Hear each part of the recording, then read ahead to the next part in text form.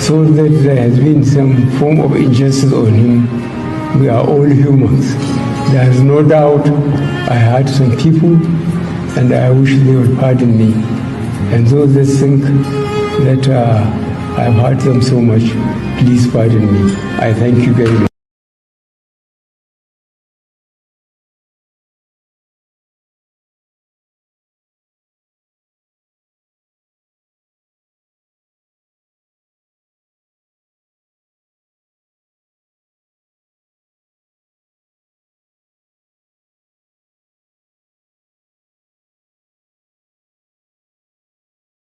All understand I was hospitalized recently, a few days ago. Has he been discharged? Yes, not as intense as it was reported. He was hospitalized. Now he's being cared for. He's in a recovery mode now. And with each day he gets better. But until it is all over, you can't say it is over.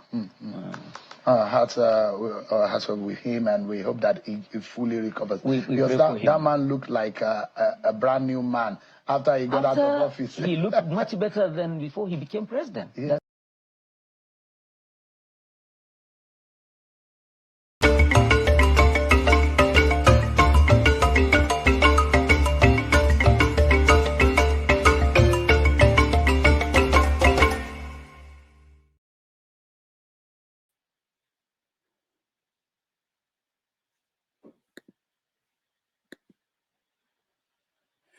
Hello and welcome to a special edition of 90 Minutes Africa. My name is Rudolph Okonkwo. Nigeria's former president, Muhammadu Buhari, passed away in London last night. And today's edition of 90 Minutes Africa, we are changing the topic of our conversation. Our guest today, most of you know him as Barrister Darlington Agomuo. He will talk to us on Buhari's legacy and a nation in search of credible leadership.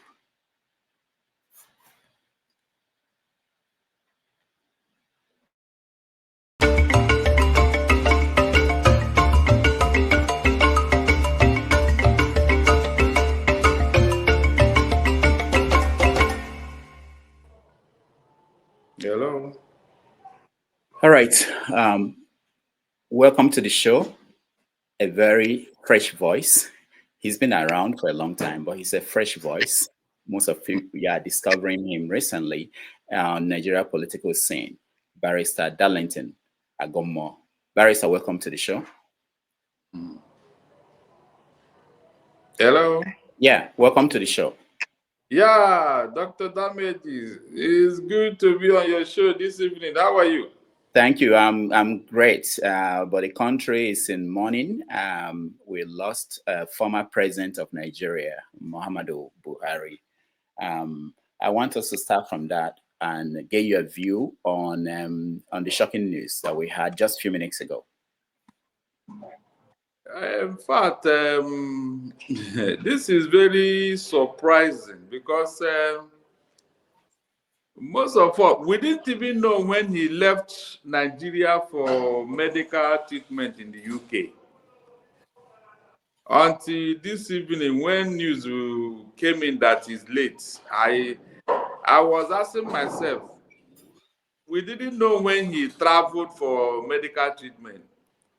And for a man like that, he can't come up at the airport without any of the pressmen taking notice. We would have heard that, look, Buhari have left Nigeria for UK, for medical, whatever.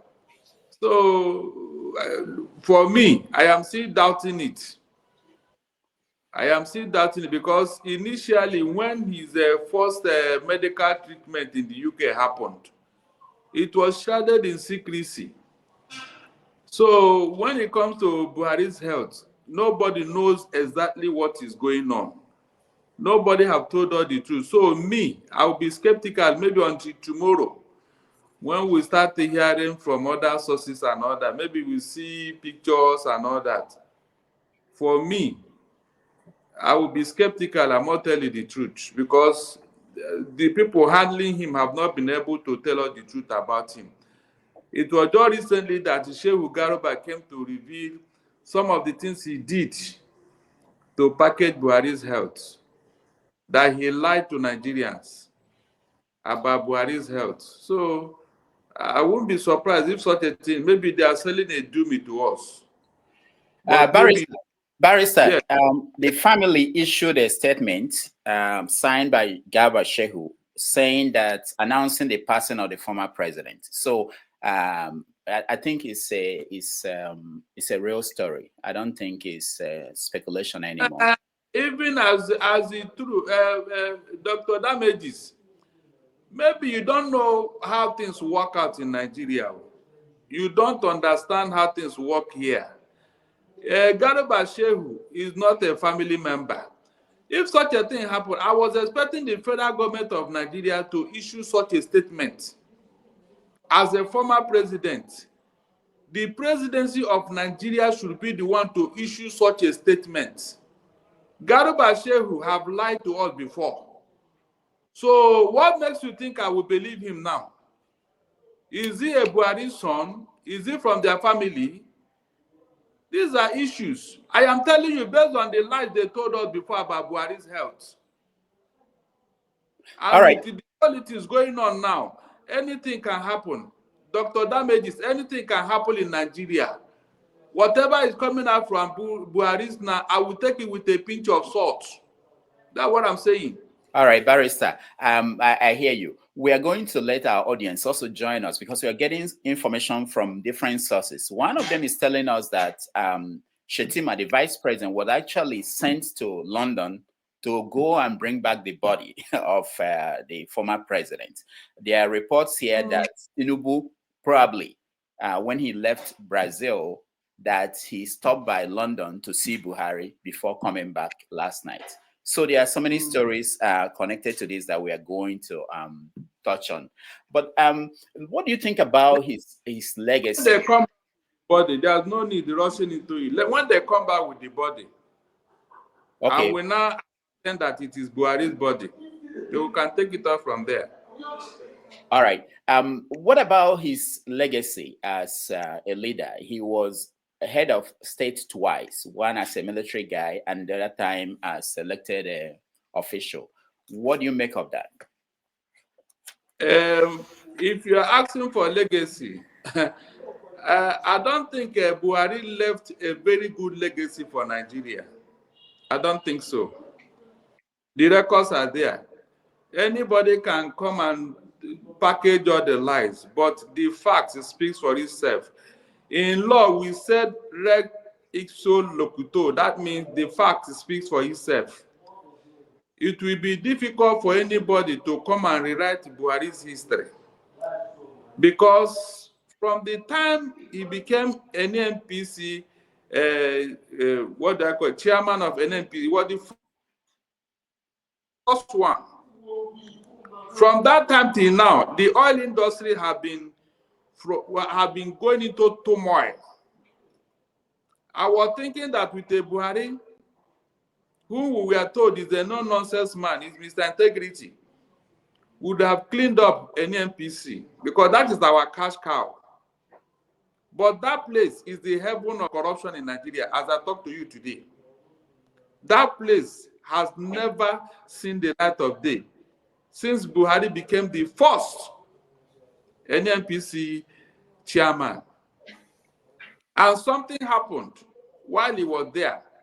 There was a $2.8 billion that was missing from that same institution. I was thinking that Buhari will help us to get that money. But while investigation was going on to find out who took that money to Midland Park in the US, Shagari's government was overthrown. And who inherited that government? Buhari. And since that time, nobody talked about that money up to today. So when people come and they are packaging him, telling us he's Mr. Integrity, in fact, he's holier than God, I was just shaking my head. His administration, everybody in the whole world knows what went down under his administration. For 8 years, Dr. Damages, for 8 years, Buhari messed up this country. to the extent that his own party are now regretting bringing him to power. APC have been crying and lamenting of what Buhari did to our treasury, to our economy. So, is there anyhow you can now package or repackage it? What will you say that Buhari brought to us? We didn't have peace under his regime. We didn't have good economy. Nothing should show for his administration. Nothing. I challenge anybody to tell me otherwise. Nothing. I said, as of today, up to tomorrow, his own political party, APC, are lamenting of Buhari's administration. That will tell you how bad the things was under Buhari. So, in fact, it's a very big disappointment that Nigeria went through what they went through under Buhari. All right, Barrister, I wanted this morning to start the conversation by telling you that Abdul Salami Abubakar is in London sick, that Buhari is in London sick, but now Buhari is dead. Abdul Salami is still there in the hospital in the UK. What do you make of our leaders being treated abroad? Very shameful. Dr. Damage is very, very shameful. Very, very shameful. You know, in other crime, this kind of thing shouldn't have happened. Mandela died in South Africa. Mandela, he died in South Africa. The question is it that we don't have the resources to build a world-class hospital in Nigeria that can take care of the health of leaders? The answer is no. We have the money, but they prefer to go and use it and spend abroad. And leave us in this type of mess. Even with what has happened today, no lesson will be learned. The present president is still John Ketting all over the world, telling us he's going for one working visit or the other. Meanwhile, he's seeking for medical help. Nobody will come out and tell us the truth. That is even the irony. When Buhari was sick, nobody told us. They were just packing. He went for holidays. No, there was nothing they did not tell us. And gullible Nigerians, we bought it so that peace will reign. So, if they have look, when APC was campaigning, Dr. Dambe, he said that there will be no medical trip abroad for anybody in APC. He said it. That was one of their campaign slogan, so that they can unseat PDP. Today, now, what happened? So, you know, when a lie has become too obvious, you can no longer tell a lie. If they have their way, they would have told us that he's still resting somewhere. If they have their way, they will tell us that nothing happened, that he's still resting. All right. Now you said there is no lesson that anybody will learn from this. Is it? Yeah, that... no lesson. I'm telling you. Even as I talk today, I don't know whether the present one is preparing to go to France again. Why is it that our political class, that they don't learn lessons from realities of life, which we all go through, sickness, death? Why? Do you know? You know this African mentality that you don't tell your enemies about your ill health, so that you take advantage of. That's the African mentality. Don't get me wrong. Oh. It is the way we behave. That is the way God has packaged us. So you cannot really blame us. It is in us. It's in our DNA. Leaders in Africa, they don't reveal anything until it has become so obvious that they can't hide it any longer. They don't know that when they say this thing, people will have to pray. You know, you pray for the good health of your president. But when they don't tell you anything, what will you pray for? So you can see that it has become the norm in Africa. That the president will be sick, he will reveal it. Meanwhile, he will be hiding this, telling us he's going to rest. He's going to rest. Every 2 months, you go and rest. Every 2 months, you go and rest. We said, okay, no problem. We arrest, did we challenge them? Did we complain? Did we protest? But we know that a 6 months old pregnancy, you cannot hide it. I am telling you that if these people have their way, they would have told you that Buhari is resting somewhere, that nothing happened. That's the truth.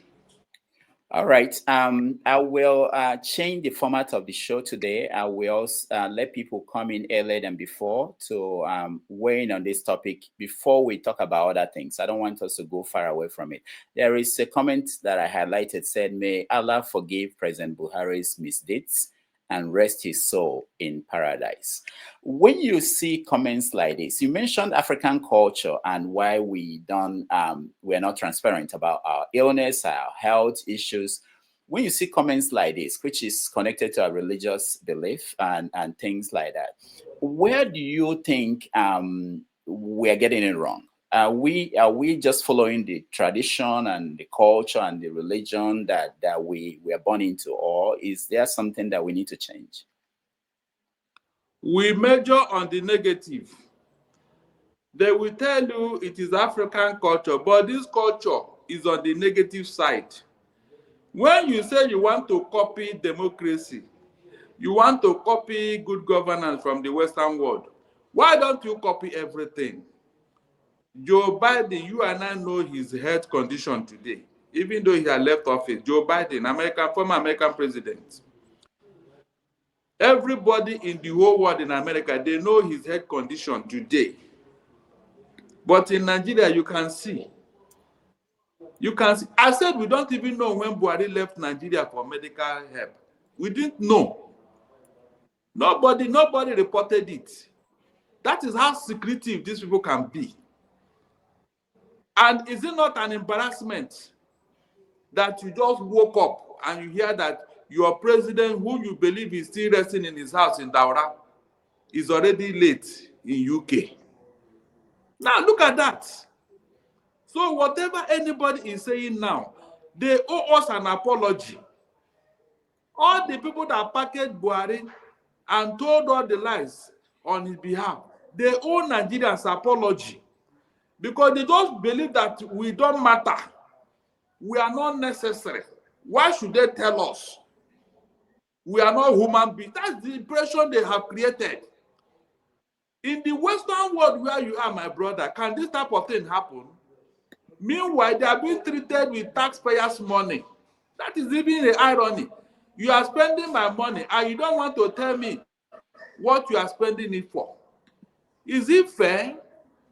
And when they do this thing, they don't know the implication, because they are trying to psychologically put it in our head that that is the way to go. So when the next person comes on board, he will follow the same line. After all, the Tinubu told us he will continue where Buhari stopped. And you can see it playing out. You can see it playing. I've been saying it that any day I manage to see God, I will ask him, God, why did you bring this type of species of human beings in Africa? With all the things you have blessed us with, why did you bless us with this kind of human beings who have made us the laughing stock of the whole world? The laughing stock of the whole world. With all the things God has created in Africa, all the mineral resources, we don't have leaders with the brain who can manage these resources. Is that not a problem on its own? I will ask God that question, and I mean it. I pray I will see him alive. Barrister, in a few days, maybe tomorrow or even next, the body will be brought back to Nigeria. People will mourn, and he'll be buried in Daura, most likely. And the question is, you will hear people say, don't say anything bad about the dead. It's part of our culture. We should not, the dead is dead, let him rest. How do you react to that?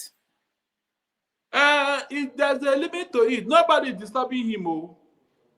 Nobody is disturbing Buhari. We're only saying what he left behind. Is that not the legacy?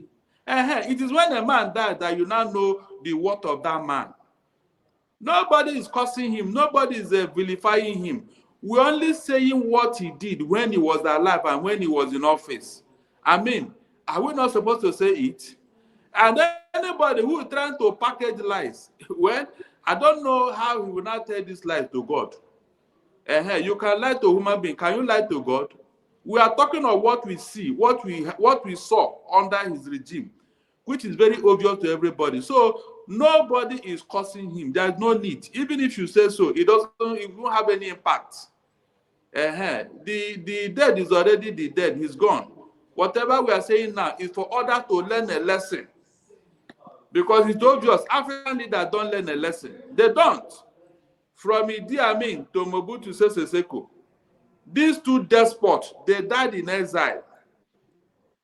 Dr. Damages, they died in exile after plundering their countries in a miserable manner. But look at what is going on there now with the people that claim to be president. Yoweri Museveni doesn't want to leave office. He has been there. His family are now the owner of Uganda. They forgot what Idi Amin did before he left office. Mobutu Sese Seko said that before him there's no Zaire, after him there's no Zaire, and it happened like that. So, are you not going to talk about these things for history's sake? Are you not going to discuss these things for history's sake? That is the only reason why we are talking about. If not, there's no need. And we are saying it so that those alive will learn. But unfortunately, they don't learn. That's the irony. We say we want to do democracy. Democracy has even become worse than dictatorship. You can imagine these people. What they said that the military should not do, they are doing it 10 times over. What an irony. So, it's unfortunate.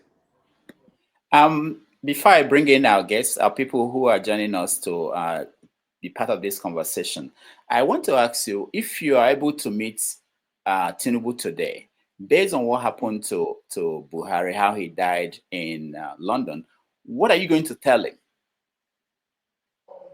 I will tell him that since he has already gone to St. Lucia, that means he's a saint. And that means he should repent, for the kingdom of God is at hand. That's all I will tell him. All right.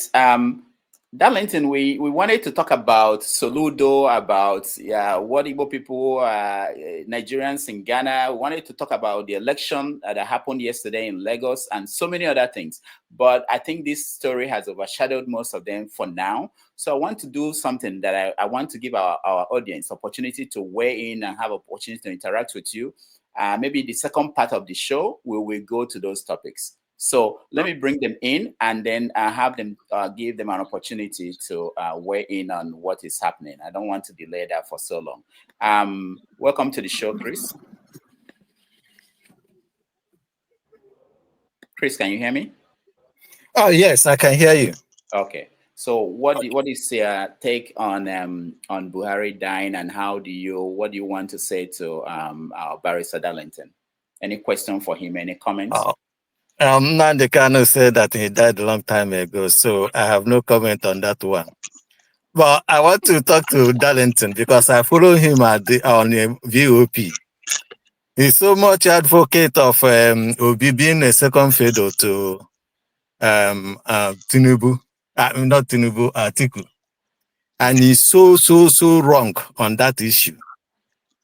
I can give him history line. Azikiwe subjected himself to Saduana or whoever. Ekweme subjected himself to Shagari. We didn't do anything. Now, Fulani ethnic nationality went to Yoruba ethnic nationality, according to Rufai, signed agreement with them to take power from a Joe man, an ethnic national, and a Joe man, good luck, and a Joe man. So now, when they were looting, the Fulanis were looting, nobody talked to them. Now it's the turn of the Yorubas to loot, and they are gathering. Second, if Atiku has this muzzle, why didn't we muzzle Buhari out when the South supported him? Third, if I were Tinubu and they bring in Atiku or anything, I will simply come, right. In fact, I will announce the result 2 days before the election. Let them bring down this Nigeria down so that we can see who will suffer. But the most important thing is this: if they cannot follow the agreement they signed with other people, why would Atiku follow the agreement if he signed it with Obi? All right, thank you. That's the question I want to ask him. Dr. Barrister Darlington, what was your take on his comment? I want you to address the first issue because there are still people who believe that, based on what Nnamdi Kanu was saying in the past, that that this wasn't this Buhari is a different Buhari. What do you make of that and the question he raised, which I had for you on your idea that P2B should be second to Atiku? Dr. Damages, you know there is time and season for everything. What he said, I don't think he read the history very well. Whatever happened in those days, it was part of history. No. There is a new thing now. You know, as at that time, there was not this north and south permutation. We didn't have it. Look, from what Tinubu is doing and what he did in Lagos State, some of us are saying, no, you cannot colonize the whole Nigeria, the whole institutions. And that is why we are saying, look, who will bear the cat here? Who will bear the cat? Because people are not looking at what I said. But now they are not looking at the reasons for what I said. Can an Obi wrestle power from a Tinubu? The answer is capital no. That was where I based my argument. Why not team up? So that those votes you people scattered in the last election, bring it together. And Obi can take the south. And Atiku can take the north. Let us even say that Tinubu have the southwest. They can still share the vote there. We are talking of what will make a winning team here. If an Obi want to go it alone, Dr. Damages, let us be sincere to ourselves. Can an Obi do it? The answer is no. Going by the fact that our election is monetized, I don't think Obi can do this thing on his own. And if this not to decide to hands off and said, okay, since you don't want our son, oh yeah, do it on your own. You know the result even before the election. You know the result. Look at the ordinary local government election they did in Lagos State yesterday. What happened? APC cleared everywhere. APC. Did anybody talk? Did anybody complain? Was there any protest? It ended like that. But I know if Tinubu tried to rig an election where a northerner won, in fact, there will be problem for him. He won't even try it. That is what we are saying here. Let the government come out of Tinubu and APC. Then it will clear the way for Obi. Because listen, I even gave examples. I said, look, when God wanted to take the Israelites out of Egypt to their promised land, it was a journey of 40 days. But God made it 40 years. And when inquiries were made, he said he was clearing the promised land within that period. Because if the Israelites were to enter that place at that time, the wild animal there will eat all of them up. Are you wiser than God? No, tell me. God could have made it possible for them to even, in 2 days, they will go to promised land. But will they succeed there? Is it sustainable? I've been saying it. Obi should work with Atiku. Let us bring out this. Atiku cannot stay there forever. He will not stay there forever. He will leave. And when he leaves, and the baton is taken to the south, nobody will drag it with Obi. It's as simple as that. All right. Thank you, Chris. And we'll continue the conversation. Let me bring in Stay Humble. Stay Humble, welcome to the show. You're muted, Stay Humble. Barrister, before Stay Humble comes on, I wanted to say you didn't say anything about the people still talking about Buhari not being the real Buhari that governed, that was in power. You know, I told you that no matter how long a lie and a secret lies, it will be revealed one day. Is that not true? Now that he's late, I am sure people like Garba Shehu and all the other people who knew what happened, including that first IG, Idris, he was the first person they called when there was problem in UK. They did not even allow his wife to see him for over 3 months. Everything was in secrecy. Even the Mossad, the Israeli secret service, all the revelation that came from them, they discountenanced it. And they were handing Nnamdi Kanu for saying what he saw and what he had and what was it. We even heard that Queen Elizabeth, the late one, have already written a condolence. But for reason based known to them, it was not, she was not allowed to bring it to Nigeria. You know, when he came back, his office, he couldn't access it.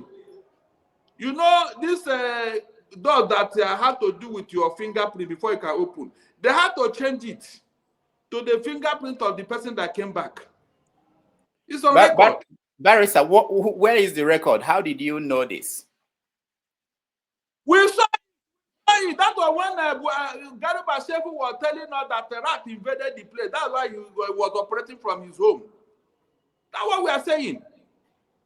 Garba Shehu, he said it. And today, he's telling us that it was a lie. He just used it to divert our attention. You can imagine. How can they be launching a Buhari book and he was not present? I was asking myself that question just a few days ago when Garba Shehu was launching a certain book on Buhari. I said, look at all this. So, how is that possible? So, the whole secret will be revealed with time. I am sure of that. All right. If they can reveal what happened Richard Nixon and Watergate, even when you were packaging it in 1972 to go for a second term, but when the heat was much, he had to surrender and left office in 1974, 2 years into his presidency. So no secret will be hidden. Those people who were packaging it in UK, somebody will have conscience to say, look, we have offended this country. We have lied to them about their president. It will come up. It will come up. Under Margaret Thatcher, remember Catch 22. Those things will come up, just like every other secret. It will come up. All right. Thank you. Stay humble. Welcome. Yeah. Good evening, everyone. Good evening to you, Dr. Damages, and good evening to the special guest that we have today. Mine is not a question, just admonitions to the guest and then to Dr. Damages himself. Yeah, because I would say that the guest, Mr. Agomuo, belongs to that group, that age, that era of Igbo people who were, let me say, perpetually scarred by the Civil War. So if it's for just them, the guy probably wouldn't be a P2B now because they will be so afraid to even campaign for him in the first place. Yeah. So when you are talking about the continent of Africa, you should stop talking about it in the light of the mineral resources. We have abundant human resources, abundant talent. So we should start talking about our continent based on the human resources we have, not based on the natural resources. Yeah, the past one. Two, I don't know the relationship that Dr. Damages has with this gentleman called Forefathers, who dedicated a whole like 30 minutes to talk about Buhari's achievements. That's a shame, really. Buhari's achievements, yeah, for a whole 30 minutes. I don't think that was good enough, to be honest. Yeah, so I think that's just what I want to say. You cannot dance on the graves of people that Buhari wasted. The future of millions of children that Buhari mortgaged for just short um, period in power. So dedicating a whole 30 minutes to talk about Buhari's achievements was the lowest point of your. All right. Thank you. Thank you. Stay humble. Sorry. Barrister, what's your comment? Yes.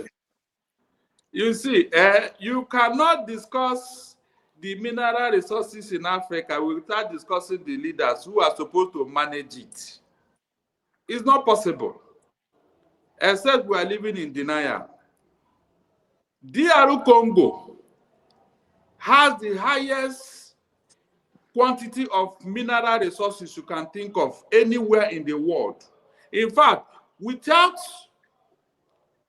some of the mineral resources in DR Congo today, some of the technological feats you see in Western world will not happen.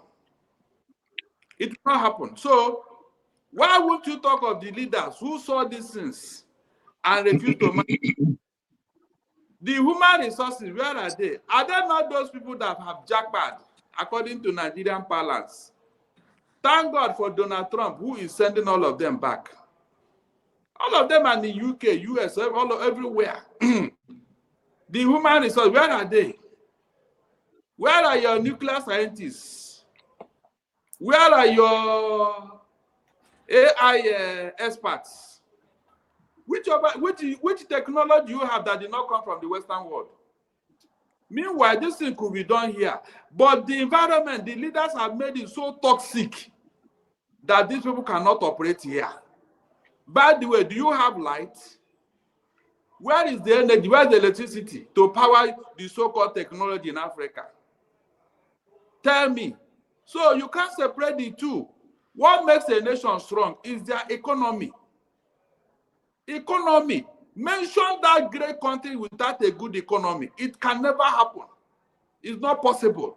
Mention that great economy without electricity. It is not possible.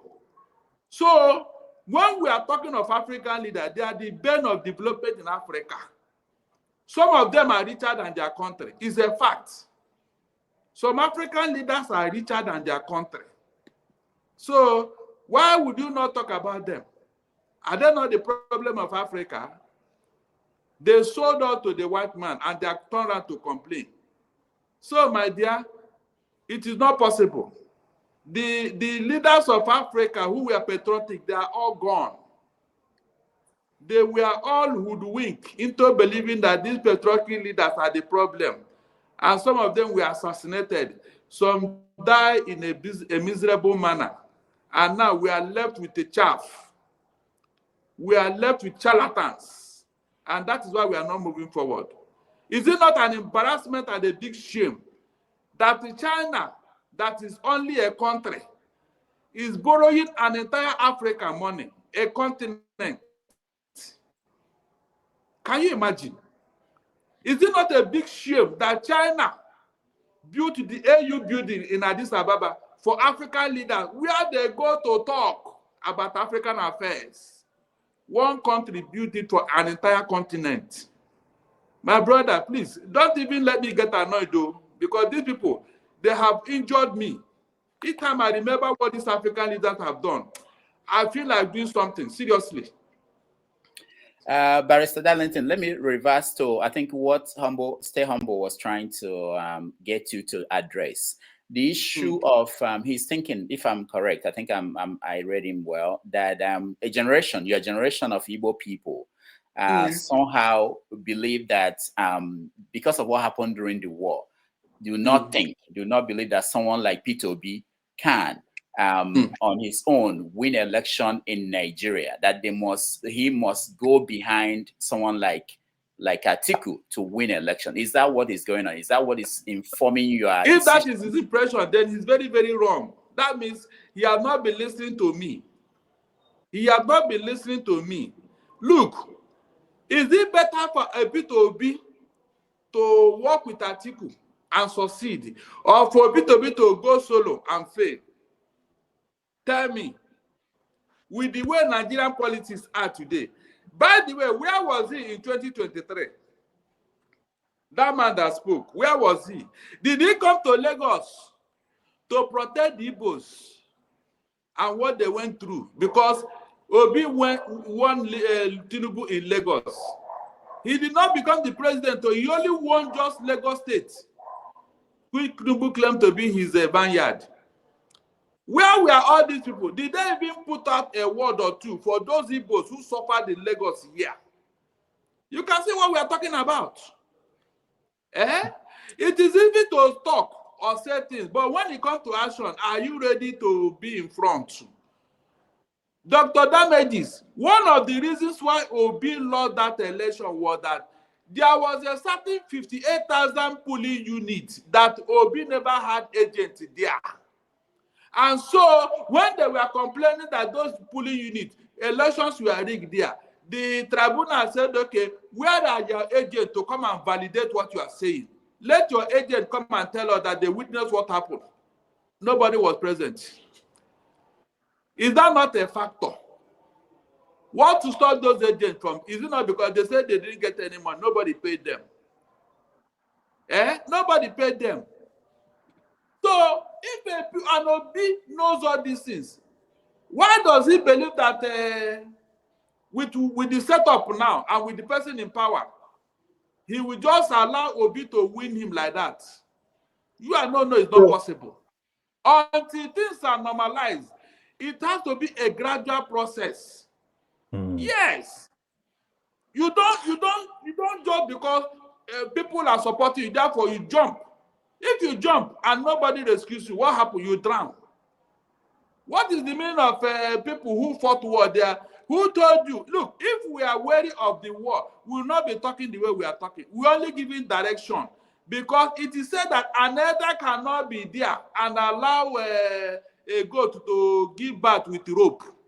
We are telling them that I have given so many examples which I wanted them to relate to. You cannot be, okay, mention that big guy, according to Nigerian politics, that is behind Obi now. I mean, a money bag that is behind Obi. Mention one person. Let them tell me one person, that money bag, that will even mobilize these obedient to come for meeting, to do what they're supposed to do. Who is that person behind Obi? Obi will fund this thing on his own, and you know it is not possible. He can't carry it. He did not steal money in government. The man in power is in fact, if I'm not mistaken, he must be a trillionaire by now. So which money are you going to use to challenge him? Tell me. The obedient, if they don't mobilize and do campaign, will they win? If there's no money to do all this, will it happen? One of the reasons why Biafra failed, my brother who was talking, is because Ojukwu refused the assistance of Soviet Union. When they wanted to help Biafra and then drill the oil for 10 years after the war, Ojukwu refused. They left and even joined the federal side. Are you telling me that if not for America and the UK, a small Israel will be flexing muscle in the Middle East? Tell me, is it possible? Can Israel be flexing muscle if not for the backup they are getting from America and other Western countries? So, my dear, go and do your mathematics very well, though. The man there said he planned it for 30 years. If Obi planned himself for 4 years, is it too much? All right. Thank you, Barrister. Revolution Now, welcome to the show. Yeah, good evening, Doctor, and everybody in the panel. Anyway, I must start by welcoming our guest, but he's not my fan at all. I don't like him personally. His opinion, I mean, I don't like his opinion at all. You know why I say so, Doctor? You see, the Igbos, especially this group of Igbo men who have been, the Igbos look up to them because they believe that they are well educated, they are barristers, they've made it in life. He's not a poor man. So for them, it's okay. Nobody should say any other thing. They know it all. Even if you bring a suggestion, they press it down. Because last time in VOP, he was having a challenge with our guest yesterday. He was trying to make a point. Barrister said no, that by force we have to believe what he's saying. I just want to make that. To put my guideline first. And the question I want to ask him, Doctor, is why is he against Sowore? Why? Why? Because when they say that Obi doesn't have no godfather, Obi doesn't have money to spend, we are this, we are that. Why is he putting down people who are ready to risk their life to fight for the freedom of the young people? That is the question I have for him. Thank you. All right. I think for the moment, I think our guest's connection is off and we will get him back. In the meantime, I want to thank all of you for joining us. We shifted the direction of our program based on what happened this morning, the news about Buhari dying. I see, is that Omoye? I see, sorry, my computer is having challenges seeing the names of the guests. Yeah, okay, Omoye is here. I see UPS, USP. Welcome to the show. We are going to get him back, the guest on the show. In the meantime, let me see. Omoye, what do you want to say? Let me hear you. I wanted to first of all, greetings to everyone. Dr. Damages, thank you for bringing Barrister Darlington. I want him to hear this. So he's our Michael Jackson over here. He has fans, so he's our Mike. So you can imagine my excitement, that Barrister Darlington finally. I was like, oh my God, Dr. Damages, this is really good. I appreciate the fact that he speaks the truth boldly. And he's not, the fact that he lives in Nigeria, he's able to speak the truth raw. I appreciate him for that. But I disagree with him with regards to him saying that Mr. Peter Obi, His Excellency President Peter Obi should come behind Atiku. The young people and most Nigerians, even the middle-aged and the old, support Peter Obi greatly. Okay? So if Atiku wants to be very relevant, this is an opportunity for Atiku to back Peter Obi. After all, the Southeast has supported Atiku in his ambition over and over again. Is it not time for grandfather, granddaddy, grandpa to support an Obi and throw his weight behind him? This whole idea of, let's only through a northerner that Peter Obi can be president. I reject that analogy. We as a people, it's up to us to put our money where our mouth is and ensure that Peter Obi comes in. We agree we goofed in 2023 where we were supposed to really match energy for energy. But this time around, we should not be entertaining retired old men to be president. Barrister Darlington can become president. I will vote Barrister Darlington. I will support Barrister Darlington. Why? Because he speaks the truth. So, Barrister Darlington, I was saying earlier that I appreciate you for your boldness. You are our Michael Jackson here. You need to see how excited we were when we heard you were coming to Dr. Damages. We were dancing all these latest steps in town because we say, wow, our Michael Jackson is here. Let's go and support. This is why we are here. But the only point I disagree with him is always push this old man, Barrister Darlington, please, the favor you will do for me, that will even make you higher than Michael Jackson in our eyes, is for you to talk to Atiku. Tell him back Obi. We be supporting churches have supported Atiku enough. He should put his own ambition aside for the future of that country and back Peter Obi. Thank you very much. Thank you. I appreciate it. Welcome, sir. All right. Can I respond now? Sorry for yeah. Go ahead, Barrister. Go ahead, Barrister. Yeah. Now, the first person that spoke, who said he's not my fan, I didn't get his final thoughts. I didn't get it. I wasn't. Should I come in again, Doctor, please? Revolution. Okay, go ahead. But if you hold on, Barrister, answer Omoye first, and then yeah. Okay. Now you see, most times in politics, 2 + 2 cannot give you 4, especially in Nigeria. Seriously. Are you telling me that Niccolò Machiavelli didn't know what he was saying when he wrote The Prince and told you that the end justifies the means? If Obasanjo did not kneel down to beg Atiku to allow him to go for second term, and Atiku yielded for him the floor, Obasanjo wouldn't have gone for second term. He wouldn't have become a second term president in Nigeria. It's on record. Obasanjo knelt down because as at that time, he had lost favor with a party, all the PDP governors. I am giving you examples. How many stooped to conquer? And I told you why.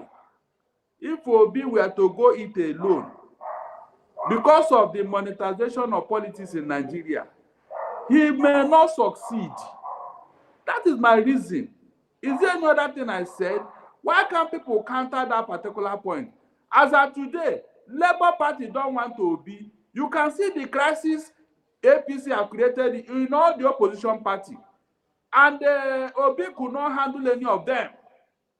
So, are you not going to run from a platform called a political party? PDP is in disarray. Labour Party is in disarray. Where will Obi contest from? The people that are talking, they don't know what is going on here. They don't know. Seriously. And we are trying to educate them. As of today, if Obi is not careful, he may be partyless. I'm telling you, he may be partyless. So what happens at the end of the day? You are not thinking of that, Abi? But Barrister Darlington, why can't Atiku back Peter Obi? Why you are saying that Peter Obi? So should Peter Obi go down on his knees? Hold on. I am coming. This coalition is funded by Atiku. He is the arrowhead here. He is the one gathering all these big wigs in politics because he was a member of PDP. And all these people, if you check, all the big wigs, they were PDP people. All the people that are flooding into ADC today, Atiku brought them because of their old relationship. People like David Mark and the rest, it's only Atiku that can mobilize these people. You mean after doing all this, he will hand it over to Obi? If you are a politician, will you do that? That's the problem. Why can't he do that? For the sake of the future and the children, why can he not do that? Why is that so difficult for these grandpas to do? Why can't he say for the future and to save this country, let me put my weight behind a candidate that is truly loved, that the people want? Why can he not do? Why is he being selfish? Why are they pushing grandpa on us? Where we have somebody who can do the work. Peter Obi, look, they might promise that, yes, oh yeah, Peter Obi is going to come. That is not true. That is not true. That is the lie. That is the propaganda.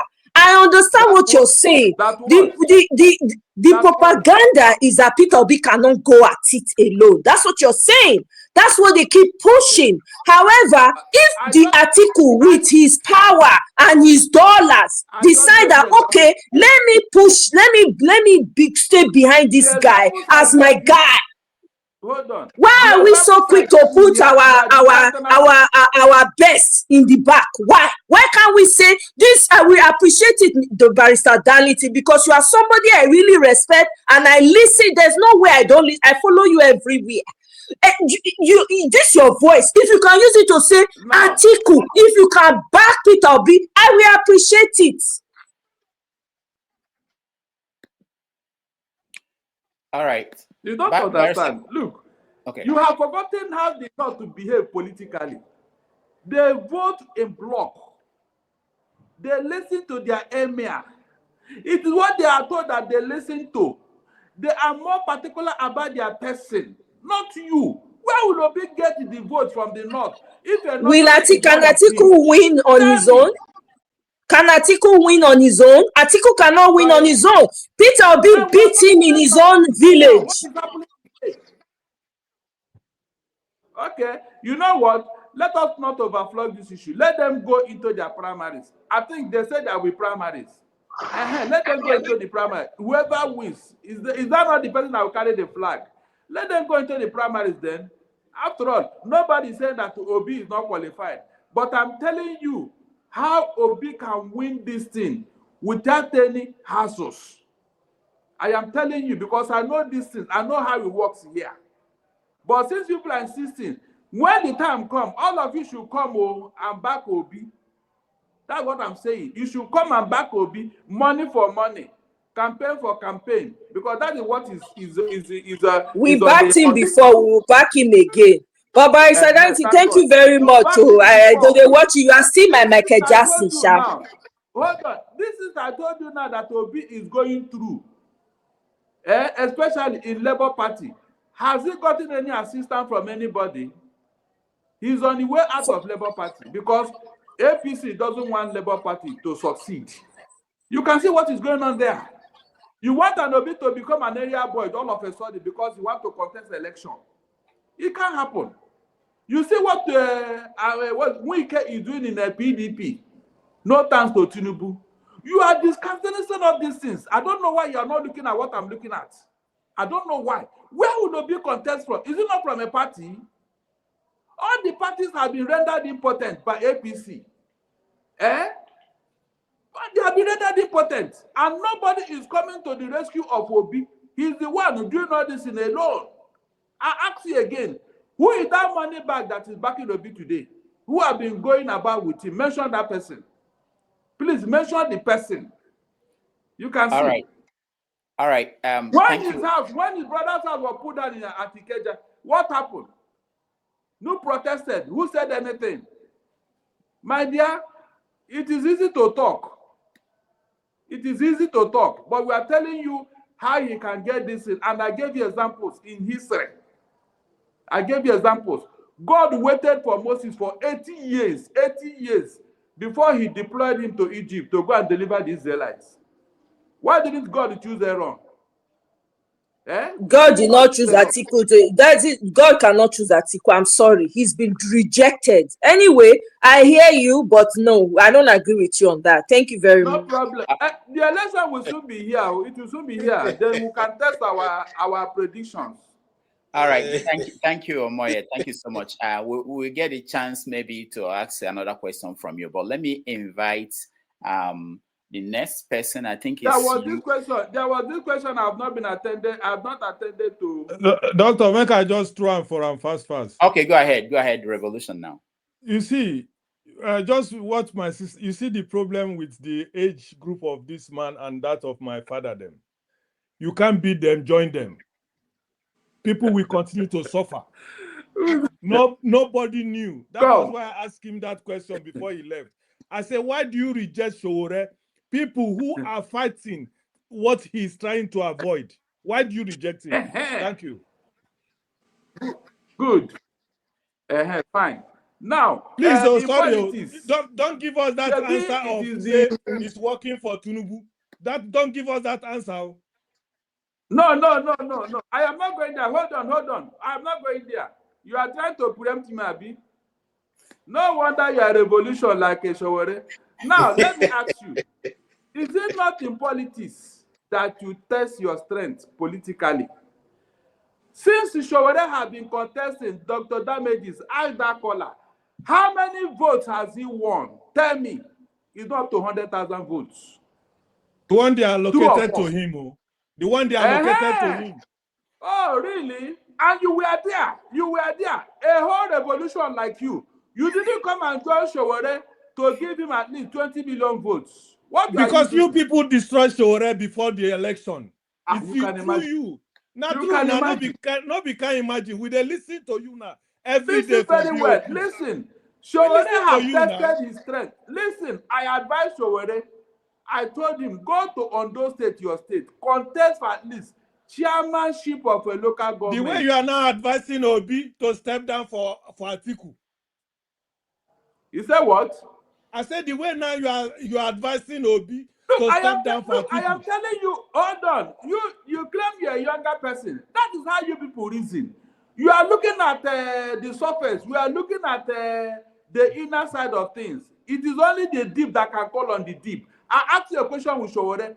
All his human rights activities, all the protests, how many votes has he won since he has been That's why we are answering you that you people destroy him before the vote. Thing. But if a Showore, listen very well, if a Showore have joined somebody of note, he would have made a headway. If Showore have gone for either state assembly or national assembly, he would have made the part from his state on those states. That's what I advise him. Is that a wrong advice?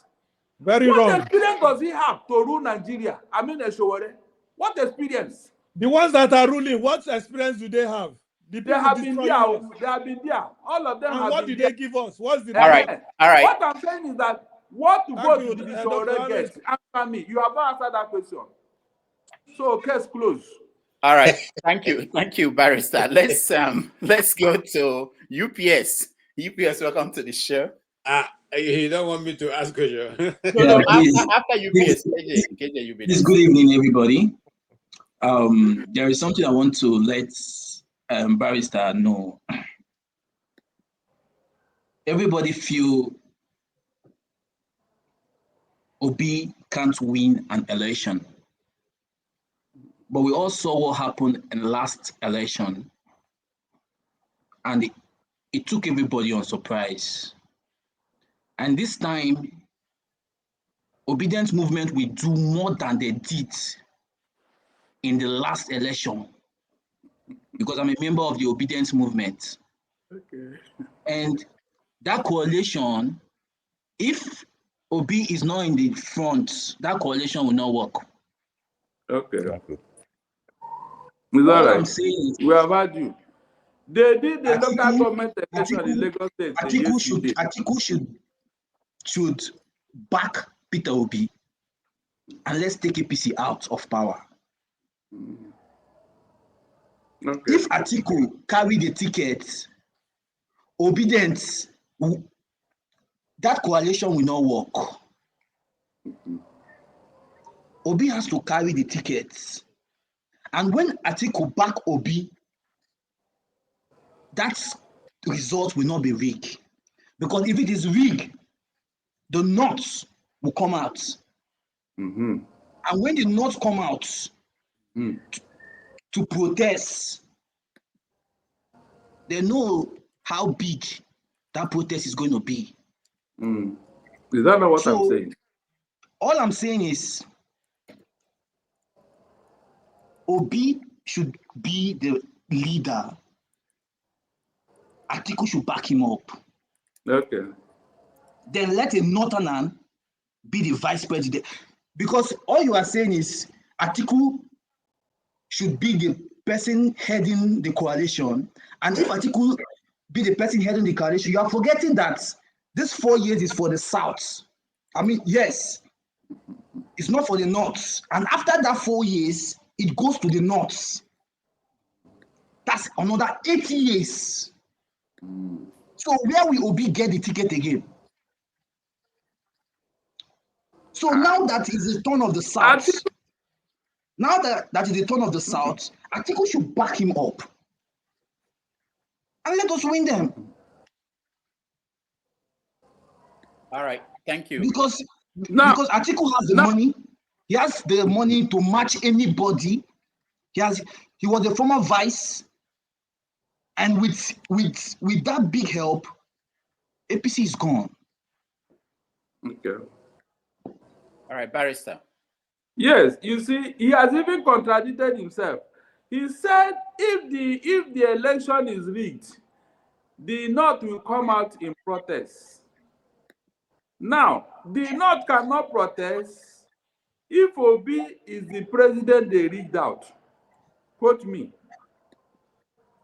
The North cannot protest if Obi is the president they rigged out. But if it is their own, they will mobilize all the resources available to them. That is the game plan. The amount of the love from the North for Obi is massive. Okay. Even in the cabinet of Atiku, is massive. Okay. Now, my brother, let us not dwell too much on these issues because when we get to the bridge, we think of crossing it. I've given you examples which you have just discussed. The only thing I'm saying is they should open the primary, like they should make the primary. They should not do any mago for the primary. Let the primary just be let it be free and fair, and let everybody see who will come out from the primaries. Are you serious? I'm very, very serious. Because we have joined the coalition and we are going to vote our leader. Listen very well. Listen very well. I'm listening. Listen, even God, the Almighty God, is not a nice man. Are you aware? I'm aware of that.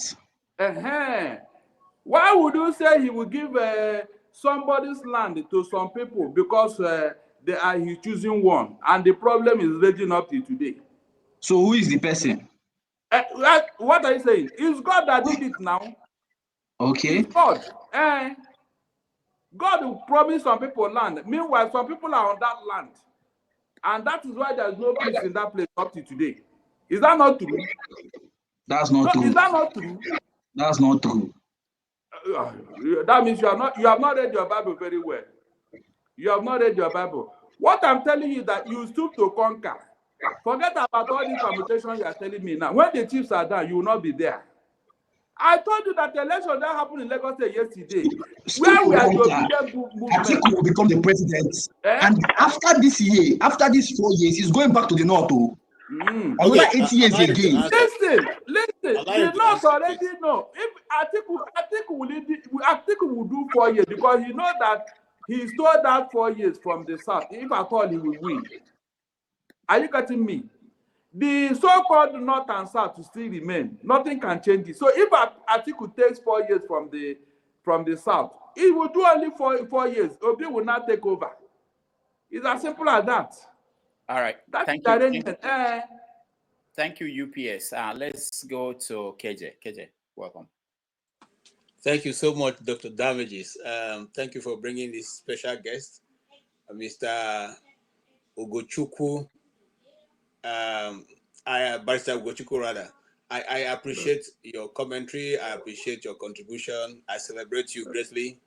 Those days when we were in primary school, we used to go to the radio to listen to one NS Okonkwo. You have now taken that place. That title can be given to you now because people gather their radio. I am not a sports commentator. No, your commentary on politics in Nigeria is quite educative and also very entertaining. So anybody who wants to be educated and has an open heart should listen to you. You see, good thing about political commentary is that you must not agree with everybody and all. Of course, I agree. So, I mean, that's why they are my fans. Yes. So we celebrate you greatly. Thank you for coming. Thank you also for your commentary. I wanted to put something across to you. I don't know if you ever had the, on Buhari's death many years ago, although they are attributing his passing and the stories behind it to that of Nnamdi Kanu. But even that year that Nnamdi Kanu talked about his passing, Bishop Oyedepo also was in one of his sermons said he has a credible information and has all that documents that the guy had passed. But that was not dwelt on for a long time. But I have the video. If you don't want, I can send it to him. I haven't said that. One other thing I want to say is this. Is there a possibility? I mean, I'm just throwing this out. Is there a possibility that Atiku will ever phantom to support Obi going forward? And if that doesn't happen, you see, can Obi be able to mobilize the North himself to go for all alone for himself? That is the issue. That is where I've been hammering my point. It is said that with special arrangement, devil can see God. Is that not true? Yes. After all, when he wanted to tempt Job, God gave him the permission to go and try Job. Yes. So they still communicate. So if an Obi can display his brickmanship and then talk to Atiku, whether he can kneel down like Obasanjo knelt down for Atiku. After all, if he does that, there is nothing wrong. Somebody have knelt down before him before. So if Obi can go to Atiku and say, my Oga, because he was his vice before, allow me to do this. Look at what is at stake. Look at what people are saying. If Obi can pull that, no problem. But if all of them begin to, hold their ground out of pride and ego, it will elude the two of them at the end of the day. Because as of today, nobody is challenging Tinubu in APC. That means whatever vote APC will get is going to Tinubu and block. But Obi and Atiku are trying to divide their vote now, the way things are. That is the issue here. So can an Obi stoop down and get this thing? It does not matter who will kill a snake, whether a woman or a man. The important is that let the snake die first. That's what we are saying here. I have given a lot of examples with my own argument. So if they don't want to believe, no problem. But I'm saying it that Obi should find a way to manage these things so that he doesn't lose both ways, and so that they don't laugh at him.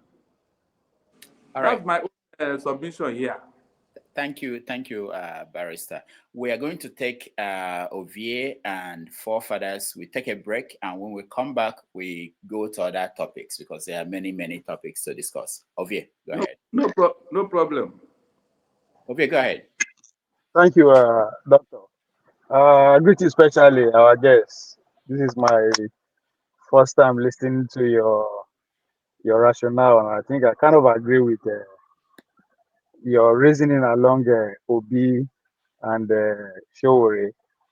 But what I don't understand is that how, if you don't see any route possible for Obi to become president in 2027, I don't see then what is the logic in, how do you come to the conclusion that the article can actually pull it up? Because from your own words, you agree that it's practically impossible to unseat Tinubu based on the kind of qualities it is and the kind of person he is and how grounded it is in the system.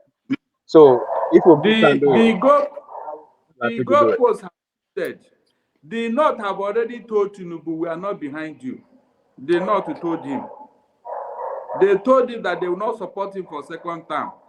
And you can see that all the governors that are defecting into APC, none of them are from the North. None of them is only the South. That was why Tinubu ran to the Southeast and South to go and woo governors and voters. The North have told him, we are not with you again. And so they will be looking for their own. If an Atiku, of course, he has some level of leverage in the North. apart from being a Muslim, he's a Fulani man. And the Fulani, they have overriding influence in the north. All he needed is to talk to the emir. The emirs will talk to the imams in the mosque, and the deal is done. So, who will do that for Obi? That's the question here. Who will do that for Obi? The ordinary local government election they did here, it was all the Labour Party people that they were after. They were against. Go and see what is going on. What did Obi do? Did Obi come here to campaign for all those people, all the Labour Party people that are contesting? He didn't come. He didn't come. So what are you telling me? But Barrister, sir, what of if the North decide to forgive Tinubu between now and the election? So what would that be? Because what we are saying, only his crime is that the North are not with him. But what if they change their mind? Because it's politics, anything is possible. No, I don't think they will do that because Tinubu have not repented. What sin did he commit, sir? If I may ask, what is his crime? The same way he forgave Sanwo-Olu. You remember when he told Sanwo-Olu, your sins are forgiven. Let the North to tell him that his own sins are forgiven. Then we can take it off from there. All right. We are going to let forefathers ask a question, and then we take a break. We'll be right back with more questions and commentary. Forefathers. Yeah, thank you for having me, Dr. Damages. Greetings.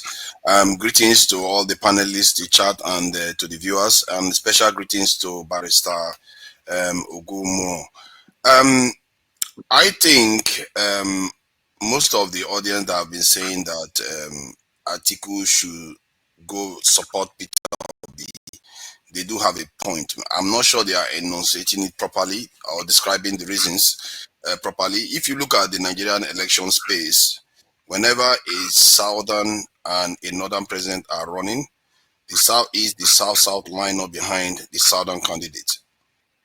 So in other words, and I've had many southerners, including southeasterners, that hate Tinubu, say they are willing to vote Tinubu to prevent Atiku from coming to office. So the argument that you are making is not even going to work. It's not even viable.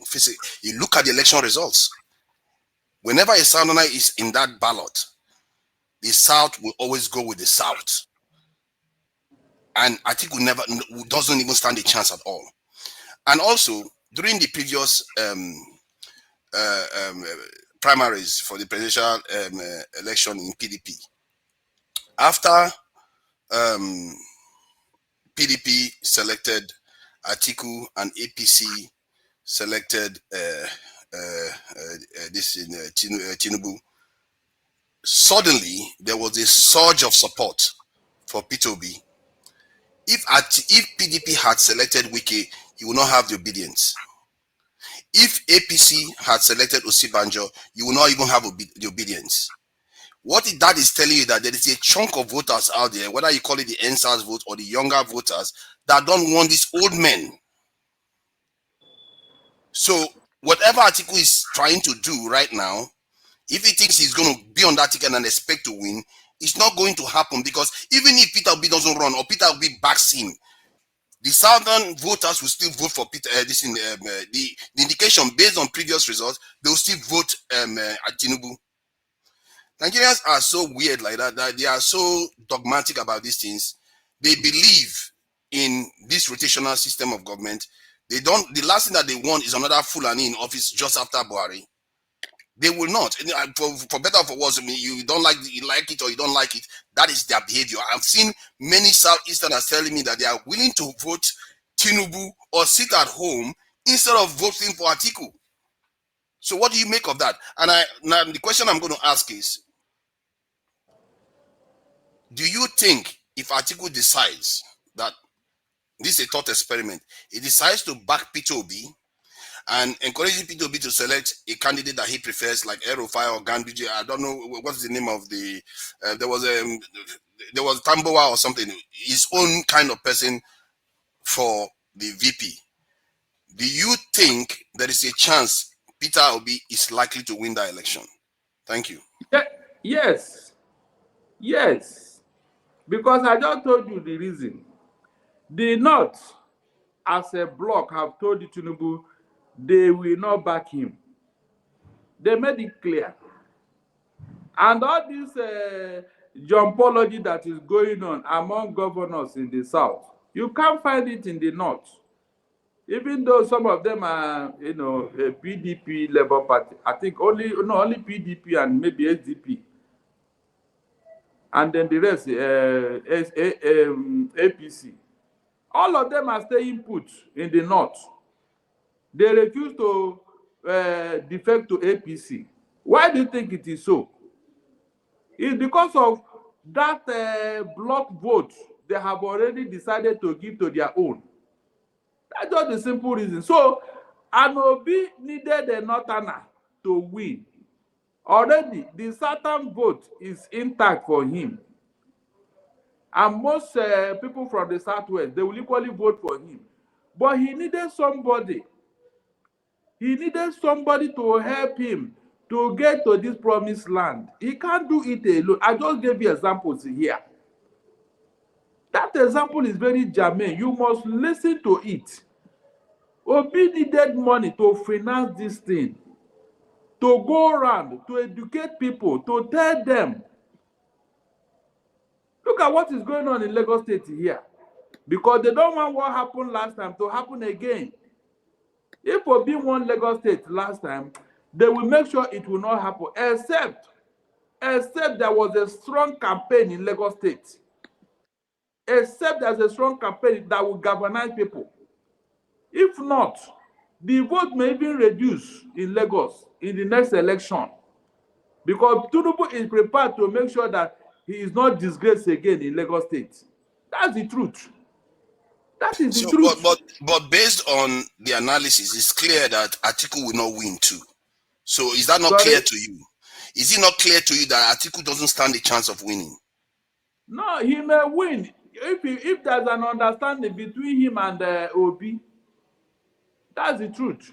If Obi should not historically, the South has never supported a candidate from the North when there's another Southerner on that ticket. They will historically they've never done it. No. Name one. No, I don't think so. Yeah, which one? I don't think so. The only thing is that this North and South permutation, it favors the North most times. That is why it looks as if the South doesn't vote the Northerner. No, we have always surrendered to them. During the Buhari era, both his first and second term, yes, he didn't get much vote from the South, and you know the reason. The South did not give him votes, and you know the reason. No, sorry. No, Father, we have to take a break, and we'll be back so that our guest needs a break too. We take a break. When we come back, we continue the conversation with Barrister Darlington. Thank you so much for joining us, everybody. No problem.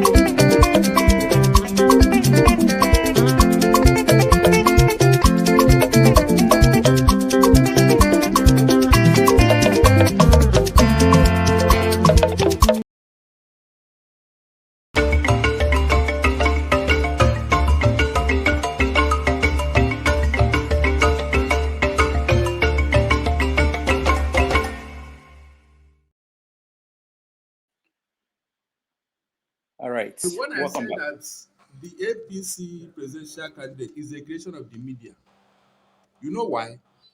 All these years he has been in Lagos State, the press have not been covering Alausa very well. They have not been telling Nigerians or Lagosians what is going on in Alausa. That was why this man became so powerful to himself.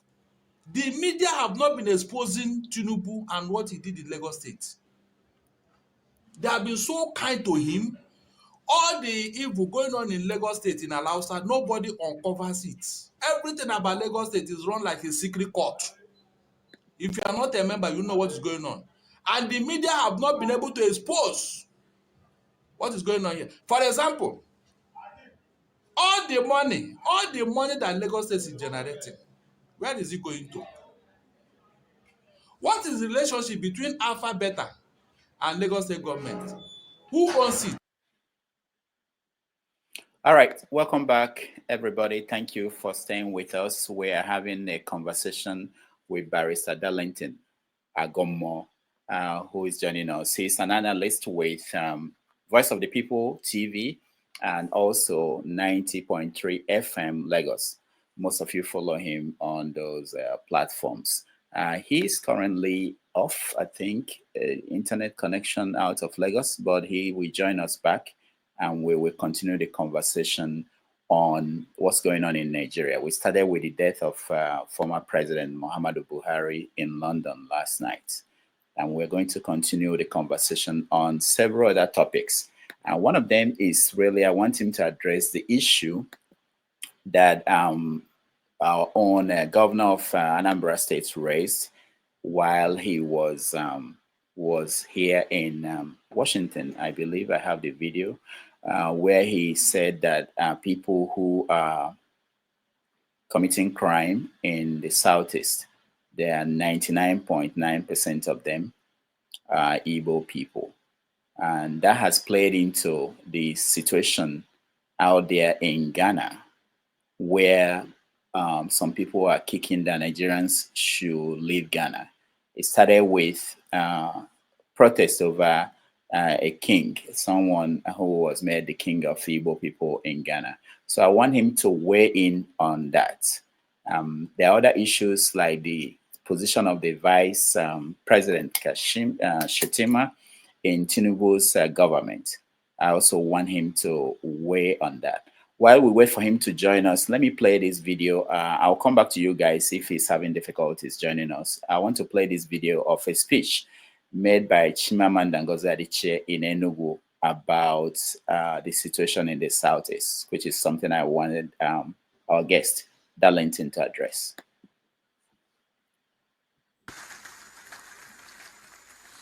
And so, on the basis of these shared cultural values, Igbo must unite and strive to become a beacon for Nigeria and indeed for Africa. It is not too late.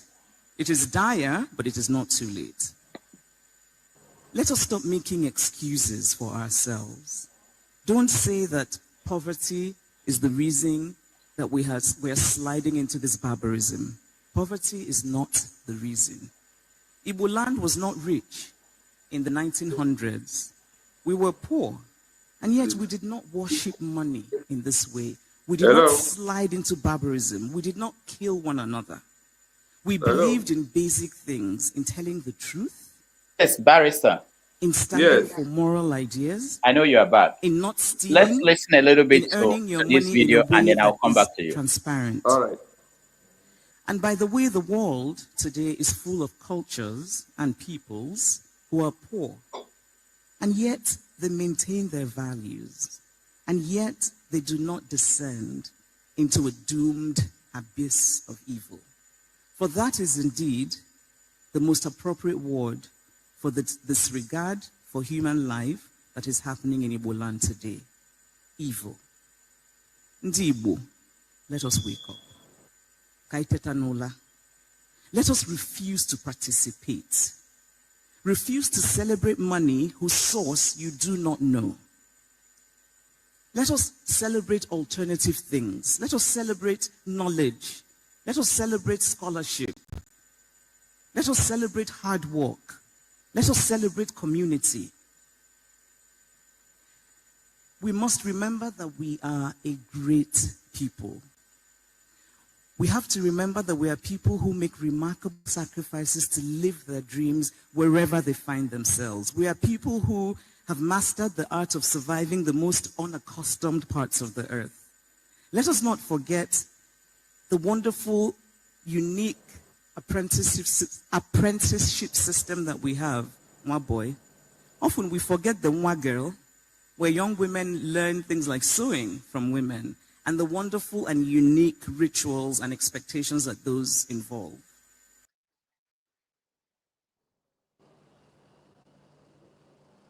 Welcome back, everybody. We are having a conversation today with Barrister Darlington. Most of you know him from Voice of the People TV out of Lagos. Thank you so much for joining us. He's back in the studio. Barrister, thank you so much. So let's continue the conversation. I know before we left off, I see Victory. Victory came in, and I want Victory to have opportunity to speak to Barrister before I ask him the question about the Igbo situation, especially out of what Solu, the governor of Anambra State, said in Maryland last week. Victory, go ahead. Thank you, Doctor. Good evening, everyone. Good evening, Barrister Darlington. I'm a bit. I don't know. I've not really joined for that long. I think I've been listening for the last 20 minutes, and I'm a bit concerned with how you're phrasing your. Hello. Doctor, can you hear us? Yeah, I think he can hear you. Go ahead. Okay. Yeah, so I'm a bit concerned how he's been saying that Article should be the kind of the flag bearer, or Obi should kind of kneel down for Article to let Obi be the flag bearer. The thing is that right at this point, I think this is one of the good reasons why people like Article should be coming to Dr. Damage to be listening to what people are saying. Because it's either Article is seriously delusional, or maybe he's playing a prank just to like confuse the APC people, and at the last minute everything will go to Obi, or he's actually working for Tinubu himself. Or the other hand, I would say that he's working for the empire to keep Nigeria where it is right now. Like, let me tell you, nobody from the South will vote for Atiku, right? People would rather stay at home or vote for Tinubu. And Tinubu having the power of incumbency is going to maneuver the remaining 5 or 6 states that he needs to win the presidency. So at this point, either Atiku has lost his mind for him to think that anybody from the South will vote for him. This is the same Atiku that BJ, when Jonathan was there, when Jonathan wanted to contest, he fought Jonathan, he left PDP. 2019, nobody from the South contested the days then. It was him against Buhari. 2023, the same thing. He had maneuvered the primary in PDP. He got the ticket. And now he's coming back again. For me, it's clear. It's either Atiku has actually lost his mind, or is working for Tinubu, or is working for the empire for him to think that anybody will vote for him from the South. And people that are talking for him, people that are going down in the media saying, oh, it has to be Atiku, let them eat his money enough. They should take enough dollar for him. But I'm telling him that he's not going to win. That's all I have to say. All right. Thank you, Victory. Our guest is trying to reconnect. You know, when you are in Nigeria, you have to expect internet to be this way. But I heard what you said, and when he's back, I will get him to address that. Let me go to John Abba while we wait for him to join us again. John Abba, what is your take? Dr. Reddit, been a while. It's nice to see you again, and fellow panelists. In general, I've been watching. I think Barrister is so much aware of the dynamic of Nigerian politics, and I can also understand where the Obi fans are coming from. I always say that no tribes win election in Nigeria, or no particular demography. If you say it's North and you're from the North and the Northerners vote for you, give you the opportunity to win.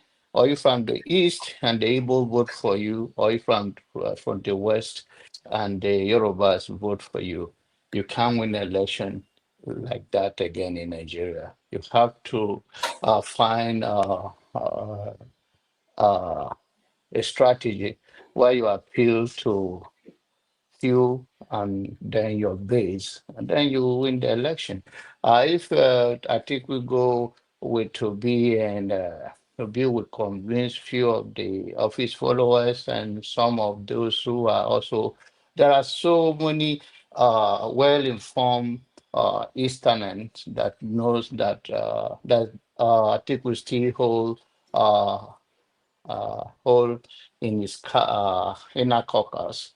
So if that happens, fine. But whether Obi or Peter Obi or Atiku, they are not my fan. I'm not in that low level, but Nigerian politics is to where the whole mindset of us as a Nigeria or black people is not changed so much. So when I listen to some of those things, it keep me back. We have to understand that beyond politics of Nigeria, we all have responsibility as a people to. I was listening to the video you play of the young lady, and I heard her say, "Let's find alternative to what we think is rich, whether that money." And I think it's speaking to the deep culture of where for the people she was speaking to. So let's find alternative to our way of life. The only thing that I find amazing is Barrister saying that Donald Trump is doing well by sending the best brain back to Nigeria. That is it's laughable. The best brain want to stay in Nigeria. It's Nigerian that never want the best brain to work in Nigeria. So it's not like the best brain of Nigerian decided to leave Nigeria. And even as it is now, even if the best brain come back, they're still going to face with a lot of frustration, and it's still not going to be the same. The only thing I know for sure, if overwhelming majority of Nigerians in diaspora go to Nigeria, of course, they will refuse to be treated the way fellow Nigerians have been treated. That is for sure. But as it is, if it's just a few, it's not going to change that much. Having said that, it's always a pleasure to see you. If you survive coming back from Nigerian trip, your glasses look the same. I hope you could have changed it by now. Forefathers own is looking like it's in the moon, but I think it's here. Good to see you. All right, thank you, Janaba. I was in your hometown. You said it's not your hometown, but I was in your No. I know. You are like when you went to Okpoga. Okpoga is like 15 minutes to my village.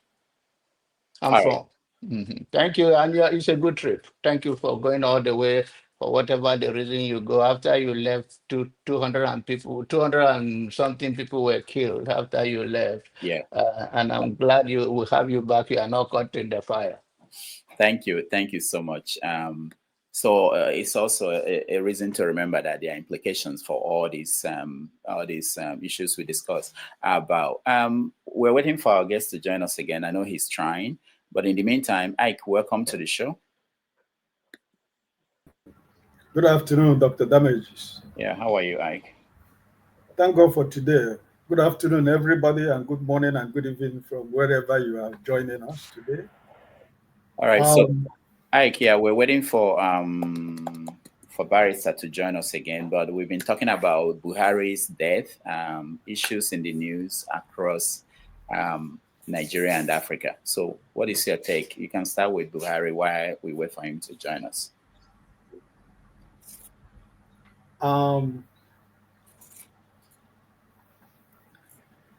The former president, may his soul rest in peace. God gives and God takes. For his family, friends, and those who are close to him, I pray that they have the fortitude to bear the loss.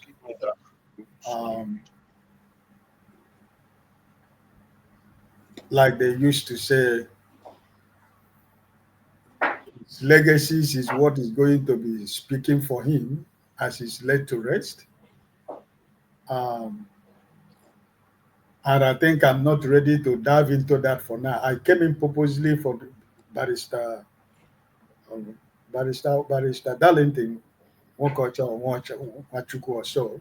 Ugochukwu. So I've been hearing.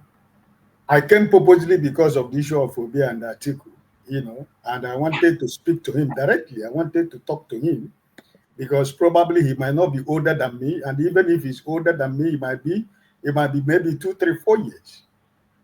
So at this our age in life, ndị Igbo si na okenye a na-anọ n'ụlọ ewu anwụọ n'ọgbụrị, and okenye na-agwa ofe owu, okenye na-ama otu esi agwa ofe owu arụrụ ala ka ọgwụ. This is the problem we have in Igbo land today. Those people who claim to be education, who claim to be, intellectuals, who claim to be, the people of the middle class, who claim to know everything, is either their way or no way. Because what Barrister Darlington has decided to represent here is representing the Nwobodo of our time. The same thing Nwobodo did against Ekwueme in the PDP. That is what he's doing. The same thing Ekwueme did to Obi during the time of PDP. The same thing Umahi. The same thing all these people I'm calling about. The same thing the governor of Imo State, the Enugu State, Anambra State. These are the people who are saying that the Igbo people will not see good. Whenever that it is the time of the Igbo people to assume a political space in Nigeria, they will be bringing so many reasons why we should wait and why we should dance to the tune of other people. The political problem we have in political party today was caused by Atiku because of his greed. 2023 was a time that he was for the people from the south. But what did he do? He played the same card. If the zone into the south is going to contest, but he actually know that it was the turn of the people of the southeast. Mr. Peter Obi was his vice presidential candidate in 2019, but because of his greed for power, he decided to cause the political upheaval that we have up to today. Why do we not have political parties today? It's because of the greed of Mr. Atiku. Because he single-handedly destroyed the PDP and Wike took over. And the same thing, he has destroyed every other political party because of his greed to assume power in Nigeria.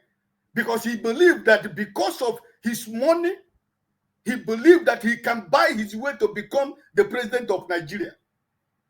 2023, Mr. Peter Obi won in his state, Adamawa State. What is he telling me?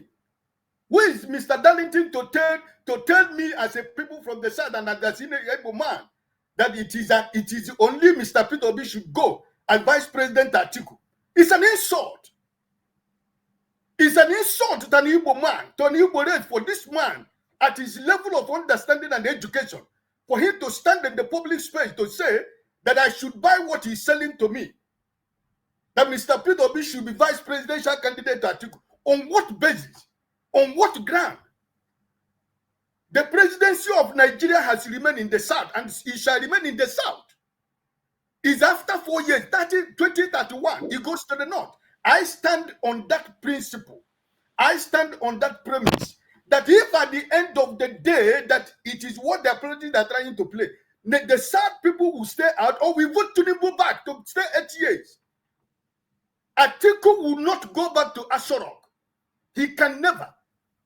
Because he cannot win. Where will he get the vote? From where will he get that vote to win? Which vote is he going to? He's going to get the vote from Plateau State, from Benue State, from Nasarawa State, from Gombe. Where is he going to get the vote? Is he going to get it in the west? Is he going to get it in the southeast? Is he going to get it in the south side? The Igbo people have sacrificed for Nigeria during the time of Ekwueme, during the time of Shagari. Ojukwu had a political party, but the southeast voted for NPA. Even in the midst of Ojukwu, during the time of PDP, the southeast has given PDP more than what any other tribe in Nigeria has given to PDP. when it was time for the Southeast to benefit from their sacrifice and love and the loyalty and obedience to PDP, what did they do? They played the politics. They played the card politics of an Igbo man. And he became weak and Atiku. And at the end of the day, Mr. Peter Obi walked away. And he went to Labour Party. The race is history for every one of us. So if anybody here who is telling me that Mr. Peter Obi is not worthy to go to be the president of this country or to contest election in whatever platform, let me tell Dr. Barrister Darlington. Today, Abudi went to meet with Mr. Wike. Whatever that is happening to political parties today in Nigeria, if you are honest to yourself, you who claim to live in Nigeria, who claim to be an analyst, who knows everything, is either your way or not nobody's way. That you know what has been going on in all these political parties, that it was the machinery of APC and Wike and his group that have destroyed every other political party. So you come here to tell me Mr. Peter Obi could not settle the problem in Labour Party. And because of that, he should surrender 6 million votes to a man who has contested the presidency of this country for 6 times, and by 2027, he's going to be 81 years. Is Nigerians, are we cursed? So I want to tell him, first of all, that the presidency of Nigeria in 2027 must remain in the South. It is not negotiable. It is not debatable. If Peter Obi cannot get it, let the man from Bodilon remain there. Atiku is no for nobody. So with all those money he has, the best bet that he has is to use that money and his connection to say, Mr. Peter Obi, go. And I am going to present you the vice presidential candidate that are going to use to run this election in 2027.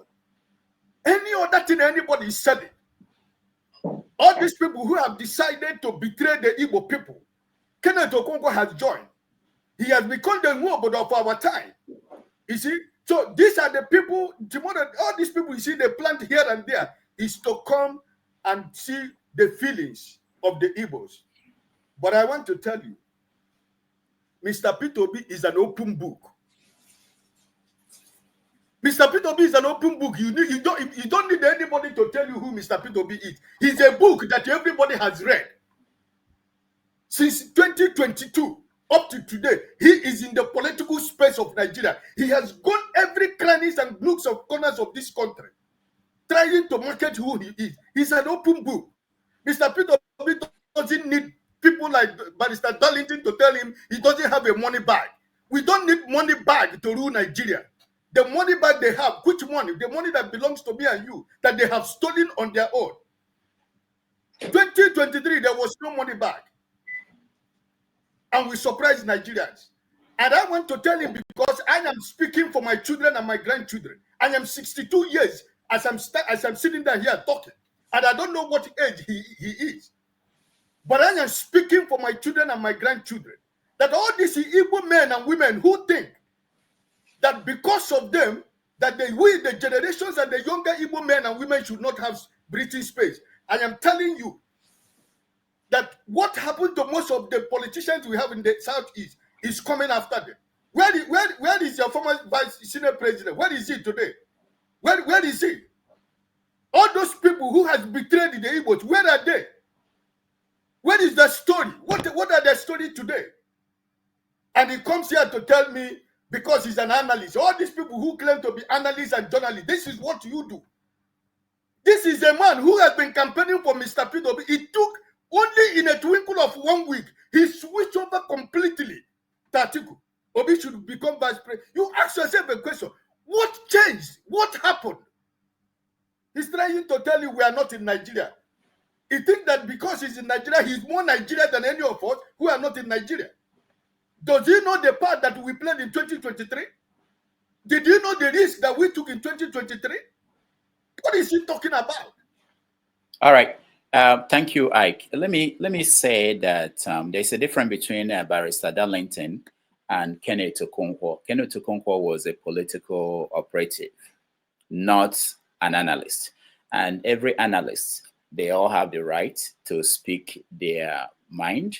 It's not an insult. They are not speaking for Igbo people, or like I don't think Darlington is speaking for Igbo people. It's his opinion, and he has a right to air his opinion. I don't see it as an insult if I disagree with his opinion. So I don't think we should look at it that way.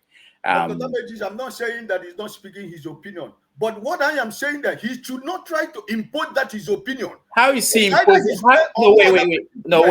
Wait. How is he imposing his opinion? Because that is what his stand is all about. No. The fact that he forcefully is pushing his own opinion doesn't mean he's imposing it. It's not stopping you from campaigning for B if that is what you want to do.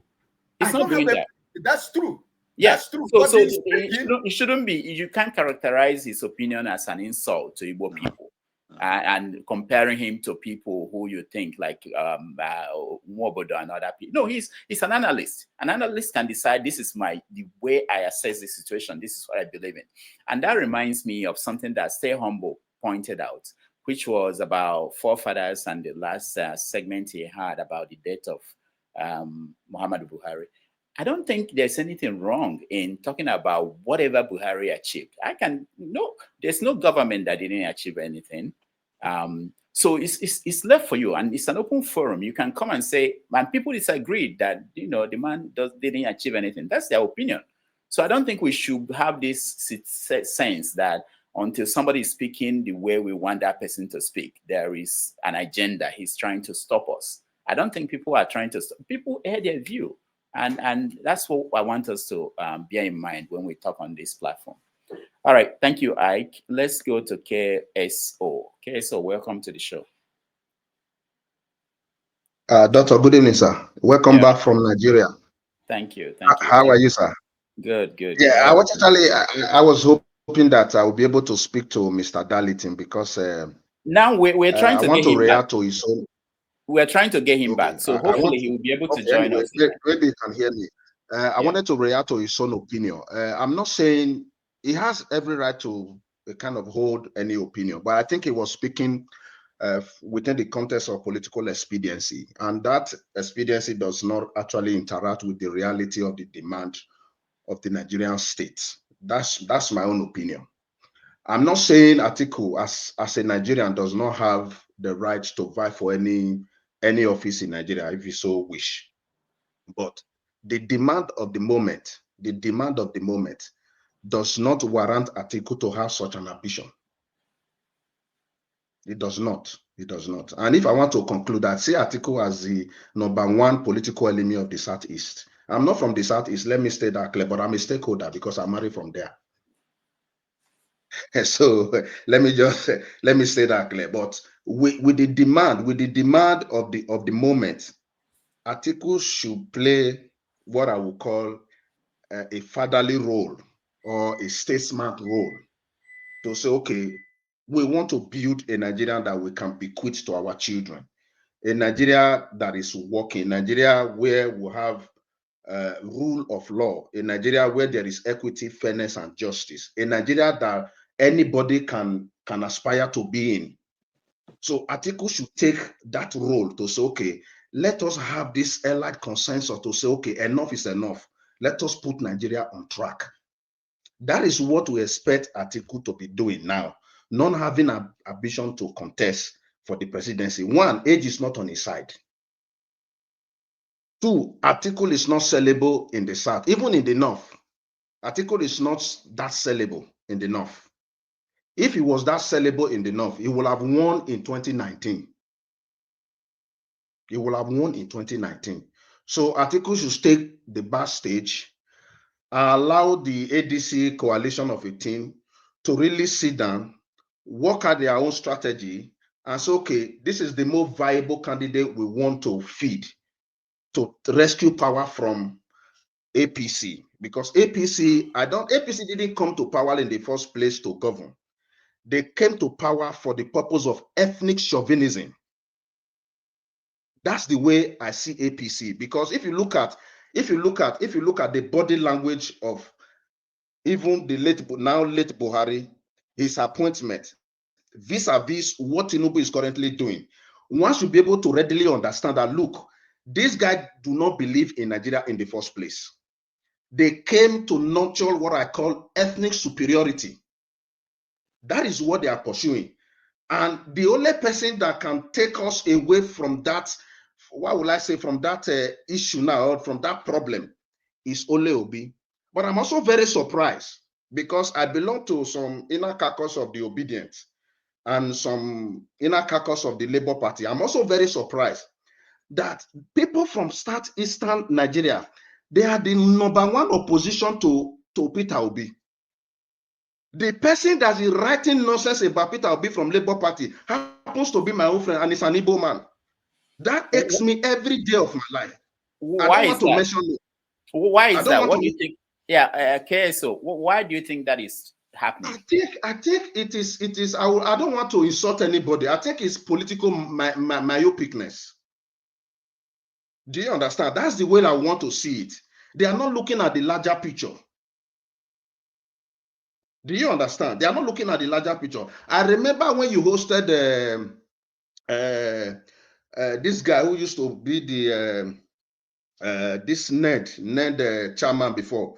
Ned chairman, I can't remember. What's his name? This barrister, this erudite barrister.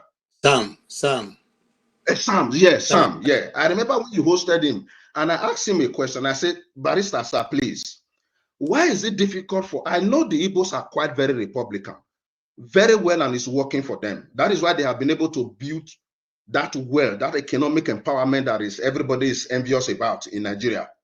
But notwithstanding, they need to imbibe this culture of this consensusship, where they have to come together to say, okay, this is what we want to do politically as far as Nigeria is concerned. And everybody will bring all that they have into that single basket.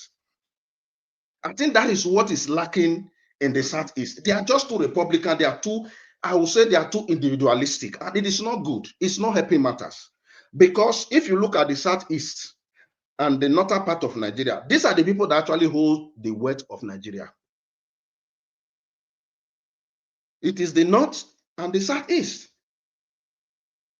So we need to find a way to begin to preach to our Igbo brothers to say, look, notwithstanding you all want power, but let us have consensus to say, okay, we are sending one of our own, and we'll put everything behind that person. Obi, by the grace of God, I'm praying every day in my house. Obi is going to be the next president of Nigeria. Whether the devil likes it or not, I don't care. All I know is that I'm not saying Obi, when he becomes the president, is going to solve all Nigeria problem. No. But he is going to lay the foundation where we begin to see a responsible country. Thank you very much. All right, thank you so much, KSO. We appreciate it. Can I just make a short contribution? Okay, KJ, go do that before I go to Mazi.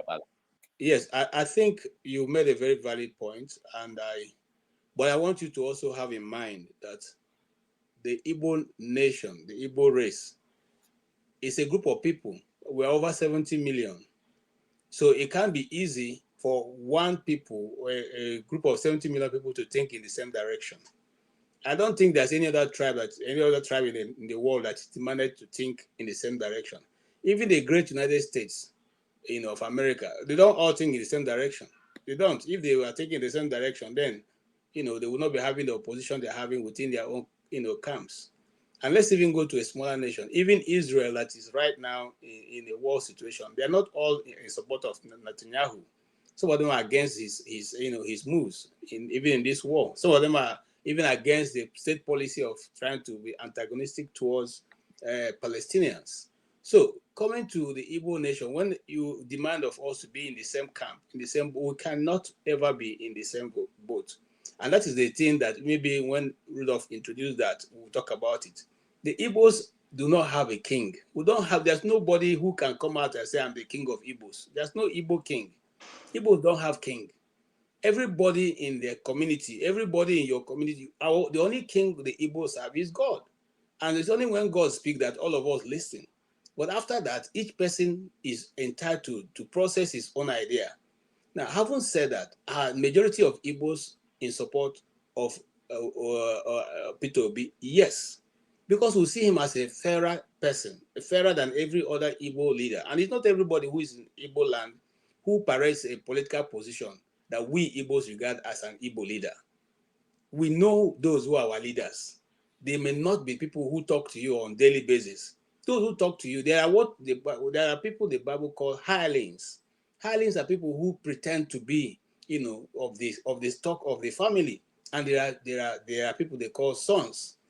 Igbo sons are known by Igbos, and we can call some names, of which Peter Obi is one of those that is quite appreciated by Igbos in wherever he steps his foot in Igbo land. It does not then mean that everybody will now be working for him. It doesn't mean that way. I'll give you another example. Right now, since the creation of the East, I think the only time that Igbos have got a governor that they accept as a governor, the creation of the East, these new states, is Alex Otti. Even at that, is not my brother, the sixth man in the Nigeria, this that is saying that they're not satisfied with what is going on in the Abia state. Even though the whole Igbos are saying this man is doing something that we all appreciate. So that is a society. And that is also the way even the North operates. In the North, there used to be a man who is late Senator J.S. Tucker, who formed the Middle Belt Forum together with Solomon La. But eventually, even in that camp, there was a Polonongo who didn't agree with him, who went with Nnamdi Azikiwe in the MPP, while J.S. Tucker went to the North. So even in Plateau State, where you have Solomon La, you still also have people who were not in support of Solomon La. They also have their own camp. I can go on and on. In Kanu, you had Aminu Kanu. Formerly, there was Balare Bumisa, and then of course what was the other guy's name who is also they were first in the same camp, but they divided. So when it comes to the affairs of the Igbos, let's not expect that all the Igbo nation will be in the same support in one camp. It may not happen that way, but doesn't mean that we are not in support. Majority of those who want to see good come to Nigeria are in support of Peter Obi. But what Darlington is saying, if I understand him, is saying that the powers that be, you see, he gave us historical examples, which is what we have seen in the past. Okay? They form a coalition, and the coalition is formed. You think they are going to support you. They push you until they gain an understanding of where your strength is. And at the last minute, they withdraw the carpet. And that's why even Obi himself, because I heard him speak, I followed an interview he did yesterday. He understands this right now. And that's why he's not going to tell you that he's not a member of a Labour Party. He's telling you the election is 2027, but as at now, I am in Labour Party. I'm a member of Labour Party. And so nobody can come tomorrow and say he's not a member of Labour Party, so he doesn't have a platform to even contest. But if we are saying that Atiku, that has made it a life ambition, it will take the grace of God for him to say, okay, let me defer to this man. So at the end of the day, they are going to go to what we should be praying for now is that let them not make it a secret ballot. Let them not make it,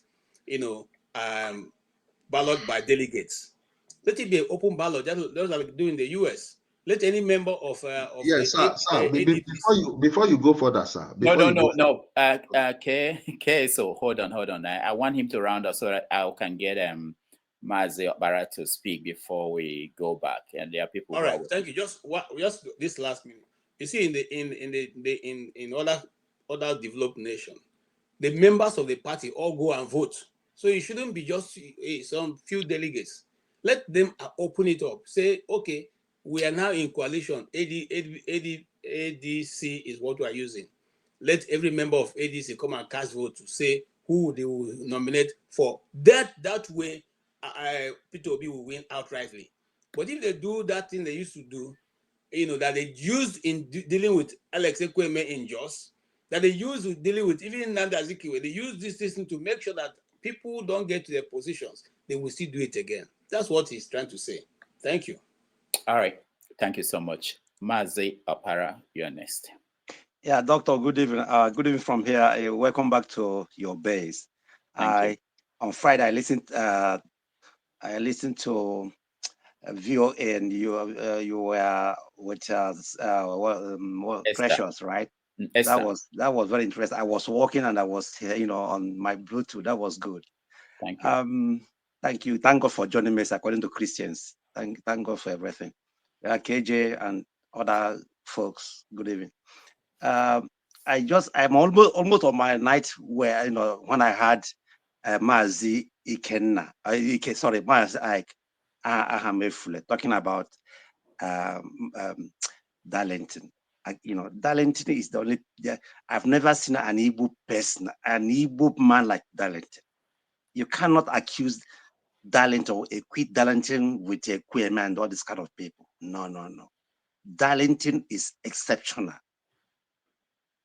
Anybody coming here attacking Darlington because Darlington just gave his own opinion as an analyst, attacking him, calling him all kinds of names. That I think that is unfair, very, very unfair. I have never seen somebody who has stood, for Igbos. Right now, he lives in Lagos. He doesn't live in diaspora like us. He lives in Lagos. He defends Igbo to the core. And somebody coming here calling him names is very, very appalling, honestly. And what this man is telling you is obvious, but we are too emotional about P2B. Pre-2023, I said it on one platform, they almost lynched me. I told them, no INEC officer or chairman can use his mouth and open his mouth and call an Igbo person the winner of a presidential election in Nigeria. They almost lynched me. We are living in denial.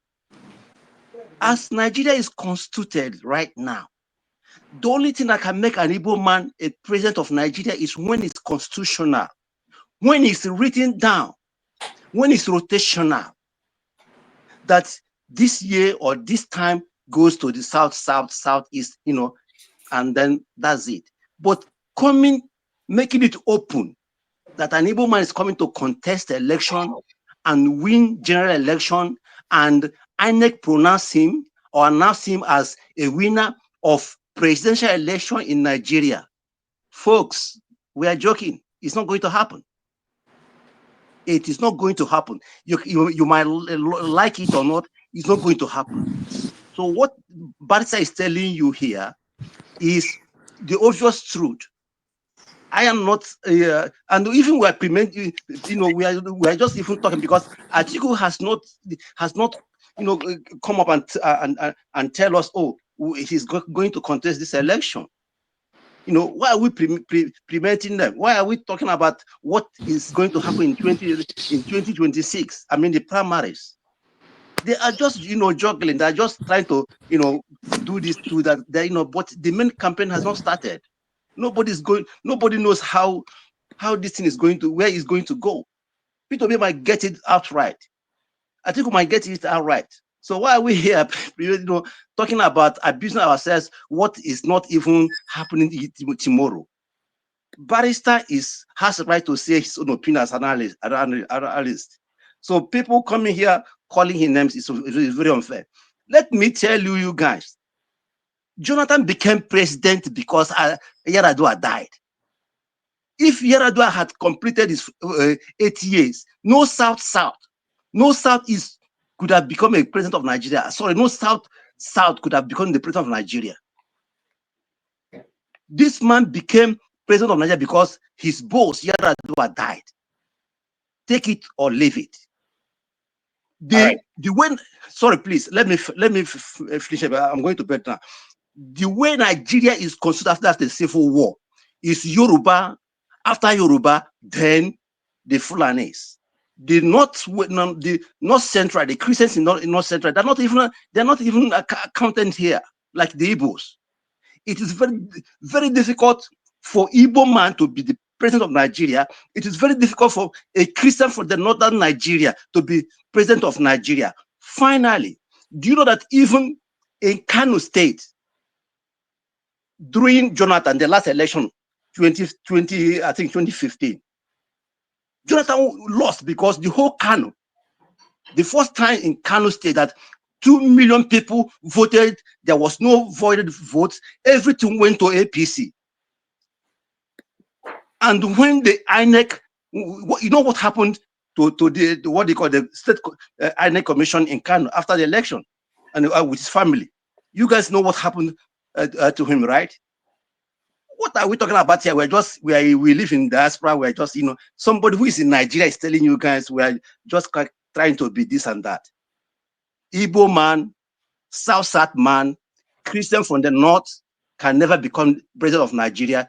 Take it or leave it. Good night from here.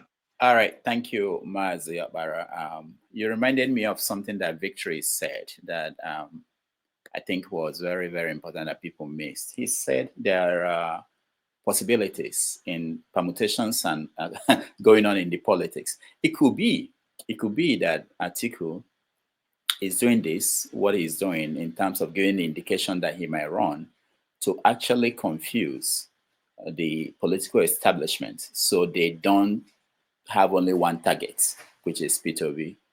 They might have Atiku and then at the last time, if you remember what they did to Wike in declaring their ADC, they gave the indication that they were going to Claritin, I think, hotel in Abuja, and Wike bought that. And a day to the meeting, Wike closed down, made sure that the hotel wouldn't let them have that meeting there. But they had another plan, which was what they now played. So it could be. People don't know. We don't know. 2 years is so far away in political scene for any society, not to talk about Nigeria.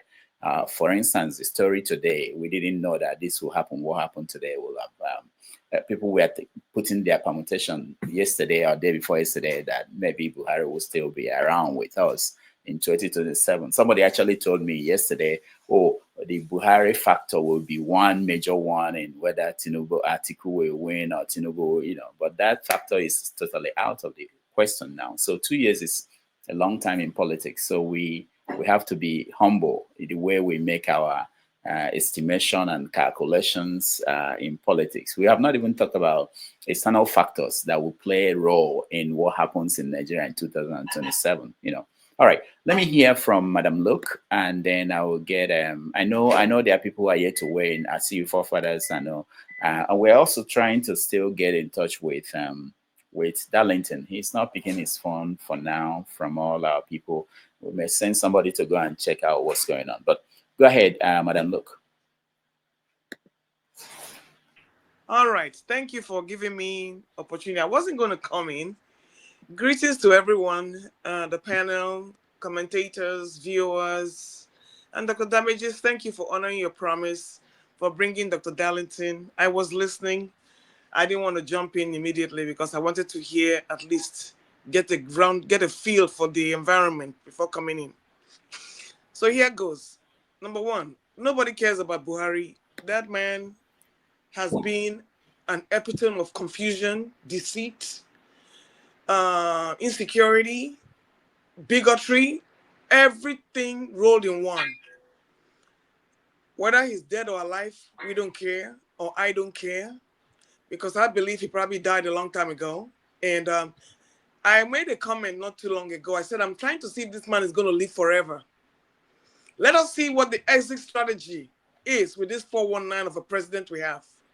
And finally, they came up with something. Now, unfortunately, this is a man that his wife, children have not been around in years. So that whole concept is just a big 419. And like many people have said, I don't wish him a peaceful rest wherever he's going. And whatever Trinity form he has given. I mean, what I would like to say is a trilogy. Buhari the first, Buhari the second, and Buhari the third.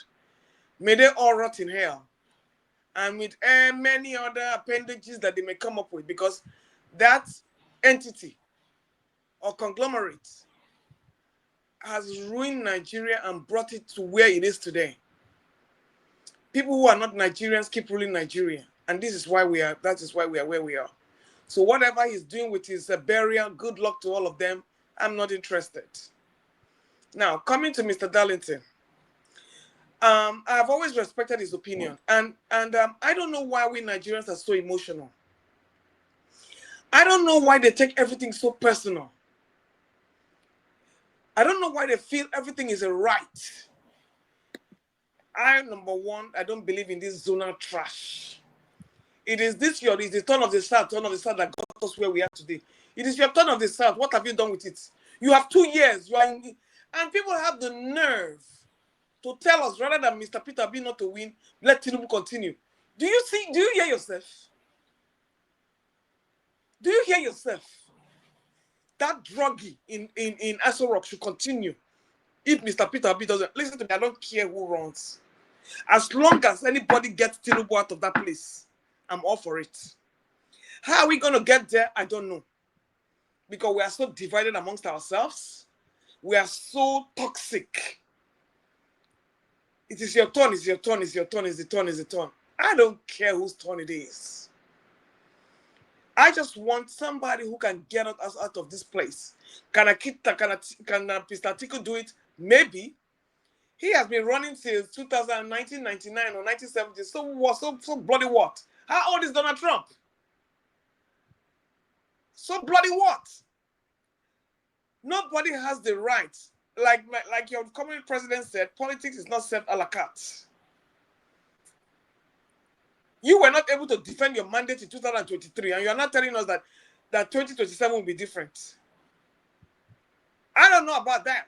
That is where my problem is, because disobedient, they talk so much. They make a lot of noise. I'd rather vote VDM, and this Ratel can enter the streets. Can obedience enter the streets? I don't know. Can you defend that mandate? And I'll give you an example. The local government chairmanship is going on in Lagos right now. Do you see what they did to the Igbos in the Amodofi area? There was no election in those areas. Do you see any protests? So my thing is, I don't know. I am very confused on where I have to stay. I want Mr. Peter Obi to win by all means. That is my first choice. That is what I want. But I know what makes Mr. Darlington and Kenneth Okonkwo act the way they act. And that is where my mind is leaning towards. I don't trust that the followers on ground can get Mr. Peter Obi where he needs to be. And I would rather him and I know I'm going to come out, somebody's going to shoot me. It is my wish that Mr. Peter Obi should deputize Atiku. Because I don't trust obedience getting Mr. Peter Obi into that place. I don't trust. They're a strong force, but they're a weak link. But if they team up with Atiku, they will get the North. Who says the South has to rule for 8 years? I don't know where you got that from. Left to me, no region should rule for more than 4 years. No region should rule for more than 4 years. So when the Southwest comes in, it should go to the Northeast or the Southeast or somewhere. But no region should rule for more than 4 years. Simple. So Mr. Druggy, Tinubu has no right to rule for 8 years. Whether Buhari rule for 8 years, no, we're not interested in that anymore. Because Buhari rules for 8 years and he used 8 years to ruin the country. So nobody should rule for more than 4 years. It's the turn of the South. It's the turn of the South. The turn of the... You have a southern government there now. What are you doing with it? You want this southern pig to come and rule for 8 years. Then if you think so, then there's something wrong with your brain. If you are thinking in that direction, then there's something, either you are a Yoruba demon or there's something wrong with your brain. Anybody that can get that toad out of that place is all I'm going. I don't care if it's a bio article. Now, let me tell you one thing. What thing you don't understand? Mr. Atiku made a statement. He is the gateway to Eastern presidency. Go and mark it down. I believe it. This man has married. He has Igbo children. He has Yoruba children. He has Fulani children. Atiku is half Hausa, half Fulani. So when people are calling him Fulani, I don't know if people will read. I don't even know if people will, if it's just emotion that is gathering you or whatever. Then anybody that does not agree with you, you want to kill that person. Forgetting that people who are older are telling you this is the situation on ground. But you Gen Z with your Fremons and your what do you call it? Hormonal imbalance will be running amok all over the place. How are you sure that when Atiku gets there, he's going to live for 4 years? The same thing that happened to Jonathan is what is going to bring Obi that place. Have you ever thought about that? Why is it that everybody's not rallying around Obi? Because not everybody, Obi is not sellable to everybody. Why are you forcing people to say, okay, go and vote for him, go and vote for him, it's the turn of the Eastern. Listen, there's no such crap. Anybody that can rule Nigeria should rule Nigeria. If there are 6 geopolitical zones, everybody should do for 4 years. Tinubu has no right to rule for 8 years. He has absolutely no right to rule for 8 years. That 8-year nonsense is not even the constitution. So where are you coming up with all this nonsense? I'm all for peace. And you see that Kenneth Okonkwo, Barrister Kenneth Okonkwo, Barrister Darlington, they have words of wisdom. If they are Igbo people and they are talking like this, it doesn't mean that they hate Igbo people. So where are you getting all these your raw emotions from? Mr. Peter B, yes, I want Mr. Peter B, but can he get there? The answer is no. Your rattle gang of obedience cannot get Mr. Peter B to Aso Rock. Go and mark it down. You were rigged out the first time, and you are going to be rigged out again. Then what are you going to do? What are you going to do? Go back, crawl back into your holes the way you are doing now. So please, you people should go home and think about it carefully. Can you get Mr. Peter Obi to Aso Rock? The answer is no. Now, Atiku has been winning. Don't get it wrong. He has just been rigged. And whether he chooses to compete for 25 times, it is his constitutional right. This is not a sentimental issue. Okay, you are telling me that there's money bags and there is, what do you call it? There are money bags and what's the other one? Voter buying. Is it not the same thing happening in the United States here? That's your democracy that you chose. Did Elon Musk not use his money bag to get Mr. Orange Man into the power? So that's your point. That is the nature of your democracy. So when do you think anybody's going to give you a democracy on a platter of gold? Are you dreaming of something? So please, this is not an emotional matter. I want Atiku. She is 81. Let him get it. Let him keep the voters. Let me see how long Atiku will last in that place. But at least you're going to get the Bar of the North, and you are going to get your Southeastern port. My problem now is that I don't want Mr. Peter B to lose always. That's my concern. Have you ever thought about that? Obi or nothing. Obi, and the people that are making this noise are mostly in diaspora. The people making this noise are mostly in diaspora. That cannot even come down and carry one machete. They're the ones making noise. Mr. Peter Obi, if you are listening to me, you have 2 years to make a good decision, and I hope you make the good one. This your obedience. Don't let them lead you into 5 pan like they did the first time. Because when that time comes, they will tell you that we are waiting for your leader to move. They want you to come and put you. See, you guys are a bunch of tricksters. A bunch of 419 tricksters. You want Mr. Peter Obi to come and lead you to go and protest for stolen mandates. You are waiting for him. You are waiting for who? The Kenyans, did they wait for their leader? The Togolese, did they wait for anybody? You are waiting for Mr. Peter Obi to lead you to where? You are joking. So on the final note, I have made up my mind. It's Mr. Peter Obi that I really want, but I doubt that he has the power to get to that seat because of the ethnic sentiments and Mr. Atiku knows. Mr. Obi is going to waste his time again. Rather than gang up and form a forbidden force, they are busy splitting hairs and doing all that nonsense. All right, your senior brother has come to take the post now. What are you going to do? He's the one saying, my senior brother, my senior brother. Time to show that he's your senior brother now. You are busy jumping around the whole place. Keep behind your senior brother. Even if it does 4 years or 2.5 years, carry the thing and be going. But then at least you are inside there to champion what do you call it? Cause of South and the Easterners for once. At least I know we will get our Eastern seaport. I know that. So play my people. Let Mr. Obi not lose always. Stop campaigning on behalf of sentiments, and it's your turn on your Milocom principle. Sorry, Mr. Atiku is also in Nigeria. He has Igbo children. He has Yoruba children. Who has done it in Nigeria? All you have are bigots. The fact that he could not come out and speak against Deborah, he had his reasons. He doesn't want to burn the bridge that he wants to use to get to where he's going. So please, my people, use your head to reason this matter properly. Can you get Mr. Obi to Aso Rock? The answer is no. You cannot. All right. Can Atiku do it? I don't know. But an Atiku Obi force is very strong at this time, now that you have the coalition. Thank you.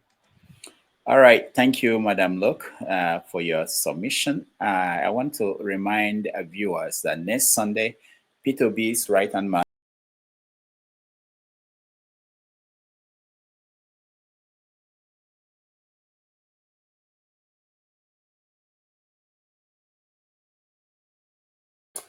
Is it me or Dr. Damages is missing? I'm also observing it here. I don't know what happened. I think it's probably the network. It's probably going to come back. All right. Sorry, my computer is having problems. Okay, so next Sunday, Peter Obi's right-hand man will be here, Dr. Moses Paul.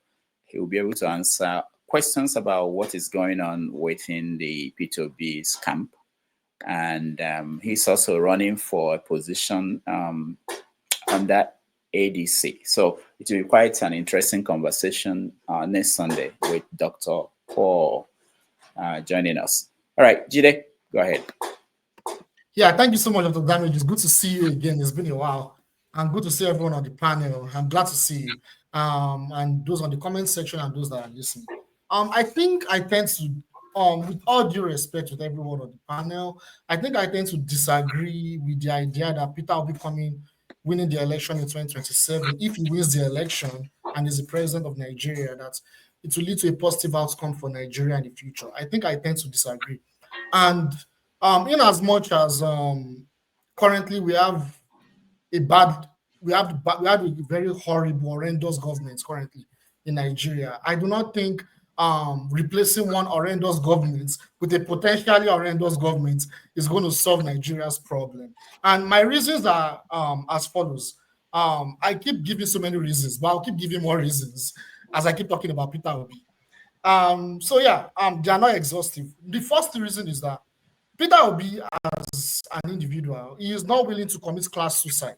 If you look at across global history, if you look at countries that have been able to develop, that have been able to grow from being underdeveloped to develop, the leadership of those countries, the leadership, the leaders, the state actors, they commit class suicide. Peter Obi is not willing to commit class suicide throughout his political journey, even up till now, because his class interest does not suit the Nigerian people. That's number one. Number two, his antecedents from his time in Anambra State, where we had the most atrocious crime by SARS when he was the governor, up until now, claiming he loves the people, but also aligning with the corrupt politicians that have destroyed Nigeria for years, does not convince me that it's going to have positive outcomes for Nigeria through the electoral process. The third one is very important. It is very, very important.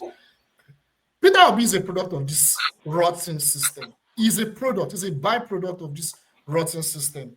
He is part of this rotten system. Even if he's not part of this system, even if he's a genius and Nigerians vote for him and he's leader of Nigeria in this system, he's either going to be sabotaged or it's going to be absorbed into this system and also going to be corrupt like the so-called other leaders that have ran the country. So we need to focus more on the system. How can the system change? Rather than which individual will come into the system and ameliorate the rot in Nigeria. It's not going to happen. We've tried that for 26 years. It has not happened. The things are even getting worse. It's not going to happen. The fourth point, okay, I've mentioned the fourth point. The entire system has to change.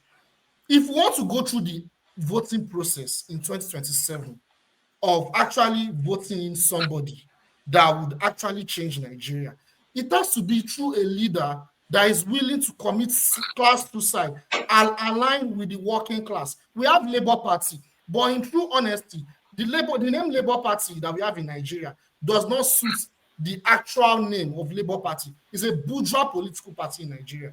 Bourgeois democracy is not going to solve Nigeria's problem. We've been operating bourgeois democracy since 1999. It has not solved Nigeria's problem. No underdeveloped countries that have been operating under bourgeois democracy has ever developed. Nigeria will not be different. We should stop being delusional. What is my solution? Well, true, I heard about the electoral. If we don't want a revolution, maybe everyone is scared, we don't want a revolution. We can do it like it's happened in Latin America. Bolivia is one example. We can see what's going on in Bolivia. Through the working class and the Nigerian people voting for a leader that is a social democrat. That's what's going on in Bolivia. Bolivia is not developed, but the poverty rate is reducing every year. We can see the outcome in Bolivia. Nicaragua is another example. They vote in the Sandinistas every electoral process, and the quality of life of the people improve. So now, what is my own solution? Well, if you look at countries all over the world that were underdeveloped, but eventually developed, it was through a state-controlled, self-sufficient, centralized planned system under a nationalist ideology. That is how countries develop. It could be communism, it could be socialism, it could be state-centrally planned economic system like in Singapore. It could be Chinese system. It is not through this 4-year bourgeois democracy. It's not going to happen. This man is not willing to commit class suicide. We need to stop. It doesn't even matter the individual. It could be Showore. It could be this guy. The system has to change. I think we need to start talking about how can we change the system. If the system does not change, no matter who is in power, nothing is going to change in Nigeria. I'm sorry. And Peter Obi is not going to change the system. Thank you. All right, Jide, thank you. Before I let Fofana speak, Jide, let me ask you. I've had your speech before, and you now talked about, revolution now is here, so that's also good, because you mentioned Showore as the solution, and revolution now is willing to wait for 28 years for us to get to that point. I think the people supporting Showore, they agree that he's not going to win a next election and maybe the next one. So are you saying that we should all wait until Nigeria is ready for the kind of structure? Doctor, every day you increase my 28. The last time I said 26. We need resolution now. No. So Jide, are we going to wait? Oh no, I didn't say Showore. I didn't say I was supporter of Showore. I'm sorry, I didn't say that. No, you mentioned him as one of the paths who could follow to get to where. Oh no, I'm sorry. Okay. Is Amaechi? No, because you talked about class suicide. Amaechi, yes. I think Amaechi is saying something like that. Is that what you mean? Someone who is ready to say we are bad guys, come and get us. Is that what you are suggesting? No, that's not what class suicide is. That's not what I was talking about. I know what you mean. Okay, so because of time, let me talk about what class suicide is. In political theory, I think either Marx or Engels, I can't remember. So class suicide is when elites, political elites or great figures tend to abandon their class interests and align with the working class people to pursue their political agenda. And we have many examples in history. Vladimir Lenin is one of them. Fidel Castro is another example. Even the Singapore dictator, I can't remember his name now. I can give many examples. Chairman Mao is another example. Deng Xiaoping is another example. So there are many examples of these. They tend to break away from that. Even in Nigeria, we have examples like the Kuti family, for crying out loud. The Kuti family is another example. You mean Fela would have done better if we voted for him? I think so, yes. If Nigeria actually, if what happened in 1979 did not happen with the corruption, that's why I keep saying that this system is cannot even allow a genius to win the election, because this system is designed to keep putting horrible leaders. I know the unfortunate thing. The people that we think are good, when they come to power, in reality, we see it. They don't perform. We just lost Buhari. I remember 2015. I was much younger than this. Look at what happened with Buhari. We were shouting change, change, change. That's what I'm saying. Even if Peter Obi is a good man, even if Peter Obi is a very good man, he's decent, he has integrity and everything. He's a genius. He's a political astute. Under this system, nothing is going to change. It will end up being a puppet. It is a system. It is the system. The system has to change. And for that system to change, it has to be driven by the people. It is the willingness of the people to align with the political class that is willing to commit class suicide. And we don't have that in Nigeria, unfortunately. We don't. We don't. I'm sorry. All right. Thank you, Jide. Let's go to forefathers. Before I know that Ike needs to respond to some of the things that were said after his contribution, but let me go to forefathers first. Forefathers. Yeah, thank you, Dr. Damages. And I think I differ a little bit from Jide because his own position is that, because P2B is bad and is part of the establishment, then nothing good is going to come out of it. The way I look at it is that you have to minimize harm as much as you can while you await the day of salvation. So there's no real need to say you want perfection. If you don't get it, then whatever is better, you ignore it. You might as well go and install an Agbro. Now let's see how far you get with that one, since you want to play that game. And I don't like when people pretend as if they don't know there is a difference between two criminals. There are two different. There is a difference between them. If you have a gang of criminals, there is a difference between the individual gang members. Human beings are different, and when we pretend as if we can't see it, then you're just being disingenuous, really. And so I will look at it from that point of view. However, this idea that if you try to say some of the things Buhari did, you are kind of betraying somebody. I don't know who you are betraying.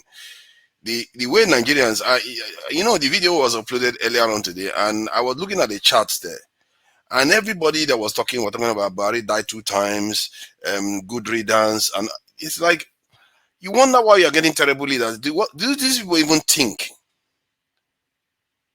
You are just as sociopathic as you are accusing him to become. You people don't have heart for your own people. Maybe there is something to be said. There are 2 ways you can look at it. Because sometimes people, when they've been maltreated so badly, they can do away with their elites. After all, the French did it, and the Russians did the same thing, and they get rid of their elites, and they don't wish them well, and they basically went after them. Maybe you can do that, but even those people that did all those things, like the French one, people turned on them again because they were too harsh and they were being a little bit inhuman with fellow human beings. So you have to be careful when you are saying, you are being inhuman to people. Not you. Okay. Not you. So it's other people that were doing that. When you are being inhuman to another human being, you just because somebody has died and you start saying good riddance and all the rest of it. And this man is a man that, in a way, he defied African tradition, where people love power so much, and including those people that are talking. They all love power so much. This Dame Buhari is one of the few that says, you know what, I can't wait to leave office. How many presidents say that in Africa? How many? I don't know one. No. He's the one that did that. And for better or for worse, he performed badly in so many areas. But Nigerians, are you people easy to govern? Nigerians are some of the most disingenuous people. They lack integrity. They lack morality. They cheat anywhere they can get a chance to cheat. Buhari, most of all these things I just described just now, you can hardly attribute it to Buhari himself. There's a reason why he has not been. We would like to tell that P2B has not been found guilty of corruption. The same can be said for Buhari. Maybe a lot of people around him are corrupt, but you can hardly find any case they've dragged him to court and say, hey, you are corrupt. We find you stealing this amount of money. Maybe his son stole, maybe his wife stole, but not him for some reason. And people that know him always say, if this man gives you his word, it is as good as gold. If he talks, it comes across. So how about the human being? Maybe not the president. Maybe he's a bigoted president. Maybe he didn't do too well. But he's also a human being with family members and people that actually care about him. If it was you died here today, and somebody comes here and start bad-mouthing you as if you have no good thing about you at all. Your own parents will be hearing people saying such horrible things about you that they know you are not. How is that a good thing? Do you even think at all that the way we behave, we act like some rabid animals that don't think about whether our behavior is actually civil? And this is one of the things I admire most about this in P2B actually. The civility that man has shown in the Nigerian space is remarkable.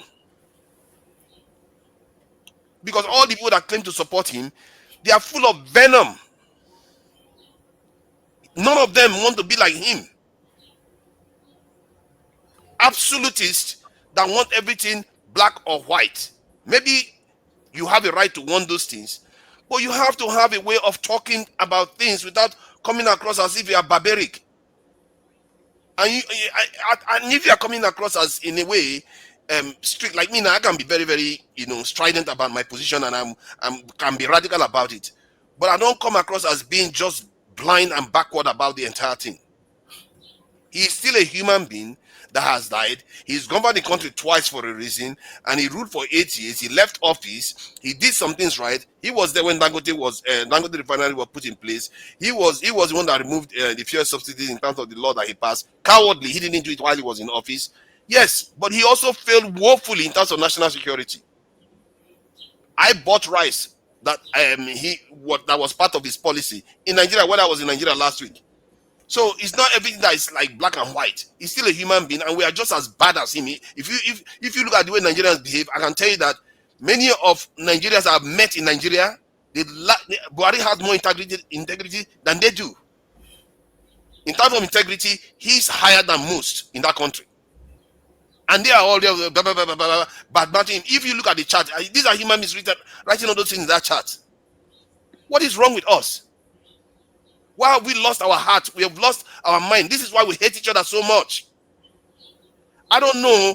We just have to learn how to, I think, start thinking a little bit more about things. So I will just move on from that one. Regarding this P2B thing, I don't know why people keep thinking that Atiku is going to win. If P2B is vice president, he's not going to win. Hello. All right. Okay. Let me just use this in 30 seconds to round up. He's not going to win because Nigerian. Yeah, Barrister. Okay, let him go. So I'm so sorry. We've been looking for you. We actually said we are going to reschedule you for another day. But since you're here, I don't know if you've been watching. People have been responding to you for a while. Yeah, including those who are lambasting me. They are all welcome.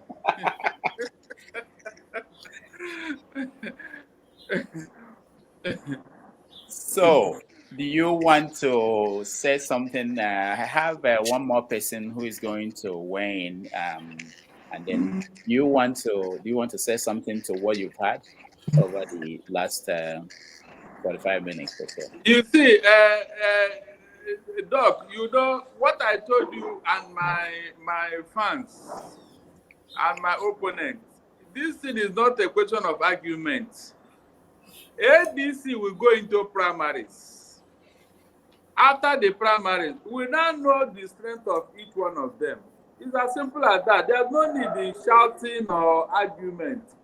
The primaries is not yet here. The election is not yet here. And all this argument is going back and forth. Look, I have said it and I'm saying it again. Most of the people calling are from diaspora. We don't have diaspora vote for now. So what would they contribute in this matter? They will not vote. And their financial input may be so insignificant. It cannot even help Obi to go to one local government and campaign. So what is all this argument all about? We know that Obi is more credible than all of them. So what are we now saying here? We are talking of winning an election, not by popularity or by crowd pulling. When it comes to the brass tag, who will be there to do the actual hard work? There are questions I posed to my opponent, but they did not answer me. They didn't answer. They didn't answer me. As I talk to you today, a local government election has been held in Lagos State here. Who cleared everything? APC. Does it mean that Obedient movement, they are no longer in Lagos? What happened to Labour Party? Please, somebody should answer me. What happened to Labour Party? Barrister. This is the test of what is to come. Barrister. Someone sent a message about that. I just let me tell you what they said. They said in Abia State, that the governor used a different political party and won the whole local government. That almost all the states, that is a pattern in Nigeria. So you can use that to judge what will happen in a national election.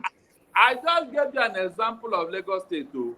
And when you are talking of Abia, if not for that woman, Nena Oti, who insisted to do the right thing, will Alex Oti be there today? The answer is no. So what is the guarantee that the next INEC chairman will do the right thing? Tinubu have a lot of war chest, which you and I know, and with money. My Bible says money answers all things. Money answers all things. If he spent 3 trillion the last time, this time he will double it to 6 trillion just to win this election. And he know he will recoup it. People don't understand what is going on here. They don't.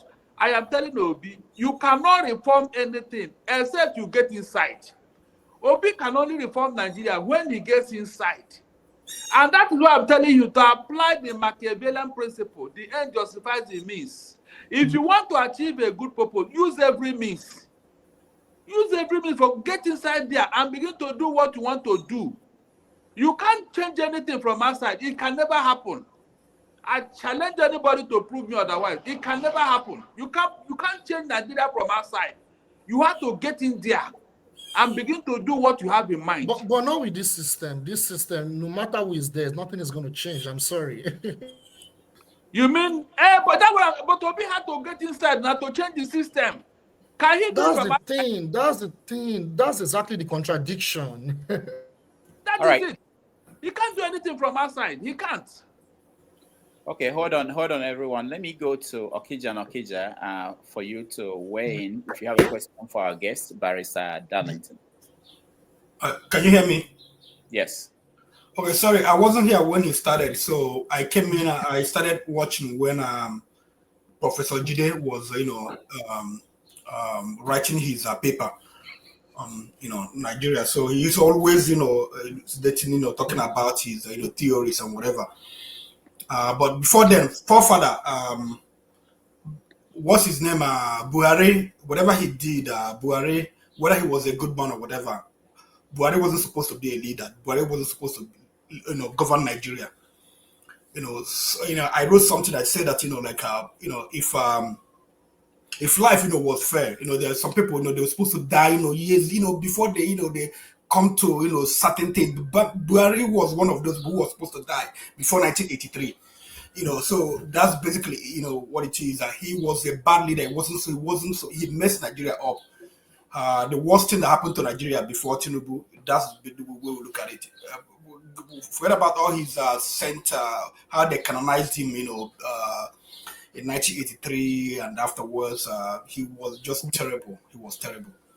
Jide is always talking about all this theory, but you don't know Peter Obi was governing Anambra State. It's not easy to rule Anambra State, and you heard him. He say always that people were not happy with him. Anambra was a tough place before Peter Obi came in. If you are a student of Nigerian history, you're supposed to know that Anambra was burned down by Oba brothers, supported by the presidency. But he came there, brought civility to the state. You can say any other thing you have to say about him, but you all know that the people that trust him, they know the kind of person he is, and people were not happy with him. He wasn't in Anambra process where you have forefather big men like Arthur Ezra. They were not happy with him. They wanted him to bow down to them. He didn't bow down to them. People were so many people they were complaining to Obasanjo. We're not happy with him. We're not happy with him. He didn't care that we were not happy. He had his job to do. So basically, that's the type of person he is. I first heard about. Peter Obi. I knew he was governor of Anambra State, but then I was running a business in Lagos, and I met one man. We were critical of him. I didn't even know him, but I was critical of him based on what I used to read. So the man was critical of him, talking about him, but the man, he knew him personally. So, but after all the criticism of what he said to me, but he's a good man. So that was it. The day I took another interest on P2B. So whatever you have to say, for that, I think some people they've answered you. You don't need a cent. You need someone who will start a change. It doesn't mean that the person will continue with change. You will just even if it's electoral reform, make sure that we have election. That someone that so that people will elect who they want. Even if that's what he has to do. It's all set. In Nigeria, it's all set. And Oga, okay, he has disappeared again. I don't know. It depends on how ADC will. It depends on how ADC will conduct their primary. Doctor, I'm not delusional. I'm taking that. Yeah, you are there. I can hear you. Okay. I'm not delusional that P2B will just go in there and get it all the ticket. I know that it's gonna be difficult, but I don't think it's impossible. It depends on how they will do their delegate, because I know there are some people suffering. People are suffering in Nigeria. So I know can I ask you a question about Peter? For instance, in Anambra, during the last election, Anambra governorship election, some people were giving money. They said no, we don't want the money. We want change. We don't want the money. So it depends. I believe that ADC, they have to do World Congress and all those things, and bring people from the low cadre, from the wards, to join in the primary. So P2B has a lot of work to do. I know that there are people I know that if I were there, that I would vote my conscience. So, and I'm not going to say that there are that everybody in Nigeria is corrupt. They don't have conscience. I know that there are people who have conscience. So if anybody sees how Nigeria is moving, and then takes money from Atiku, and then votes for Atiku just to Nigeria to continue that way, that means that Nigeria is lost forever. So, but I believe that P2B will appeal if he start from the grassroots, start appealing to people who are in the grassroots in the wards, and then probably he's good, has a chance. I don't know. All right, thank you, Okija. We have 5 more minutes left before the next stream, which is where we invite people to react to what our guests said on this stream. Barrister Darlington, you have to promise us that you'll come back soon, because we wanted to have a normal conversation, full conversation, where we, you talk about what you do. We didn't get the chance to talk about what you do, how you do it, and so many other things. We wanted you to weigh in on Soludo, on what's happening in Ghana, so many other things in the news, not just about Buhari and this Tinubu and Atiku thing that distracted us. So you have to promise us you'll come back very soon. But and in the meantime, I want you to probably respond to this situation in Ghana. A lot of people have been sending me videos where Ghanaians are angry with Nigerians, and in some cases they narrow it down to Igbo people, and they connect it to what Soludo said in Maryland. I don't know if you had that, where he said that 99.9% of all the people that were arrested, kidnappers and criminals in the state, Anambra State, that they are Igbo people, that they are not Fulani as is being made to look like. What is your take on that? You see, Dr. Dameji, I'm sorry to say, Soludo is not the marketing Igbos. He's the marketing himself. He wants to be a good boy to the northern oligarchy. That is why since he came into office, he has been fighting Obi. Meanwhile, Obi handed over to Obiano. Soludo have never seen anything wrong in what Obiano has done in office. He has never. That Obiano is facing EFCC today. It is because of Soludo, who alerted them that Obiano is heading to the airport. He wants to run away. He was the one, but he's continuously demarketing P2B so that P2B's presidential ambition will fail and he will not be the good boy. That's what he's doing. This thing he said in Maryland today, the other a good boy. So these killings that are going on all over Nigeria, he didn't even mention that area. This mass murder that is going on in Nigeria, especially in the north, Benue and Plateau, It is the Igbos are causing it. Soludo didn't see that one to talk about. These people that have surrounded even his Anambra state, killing pharmacy, these are the things we are talking about.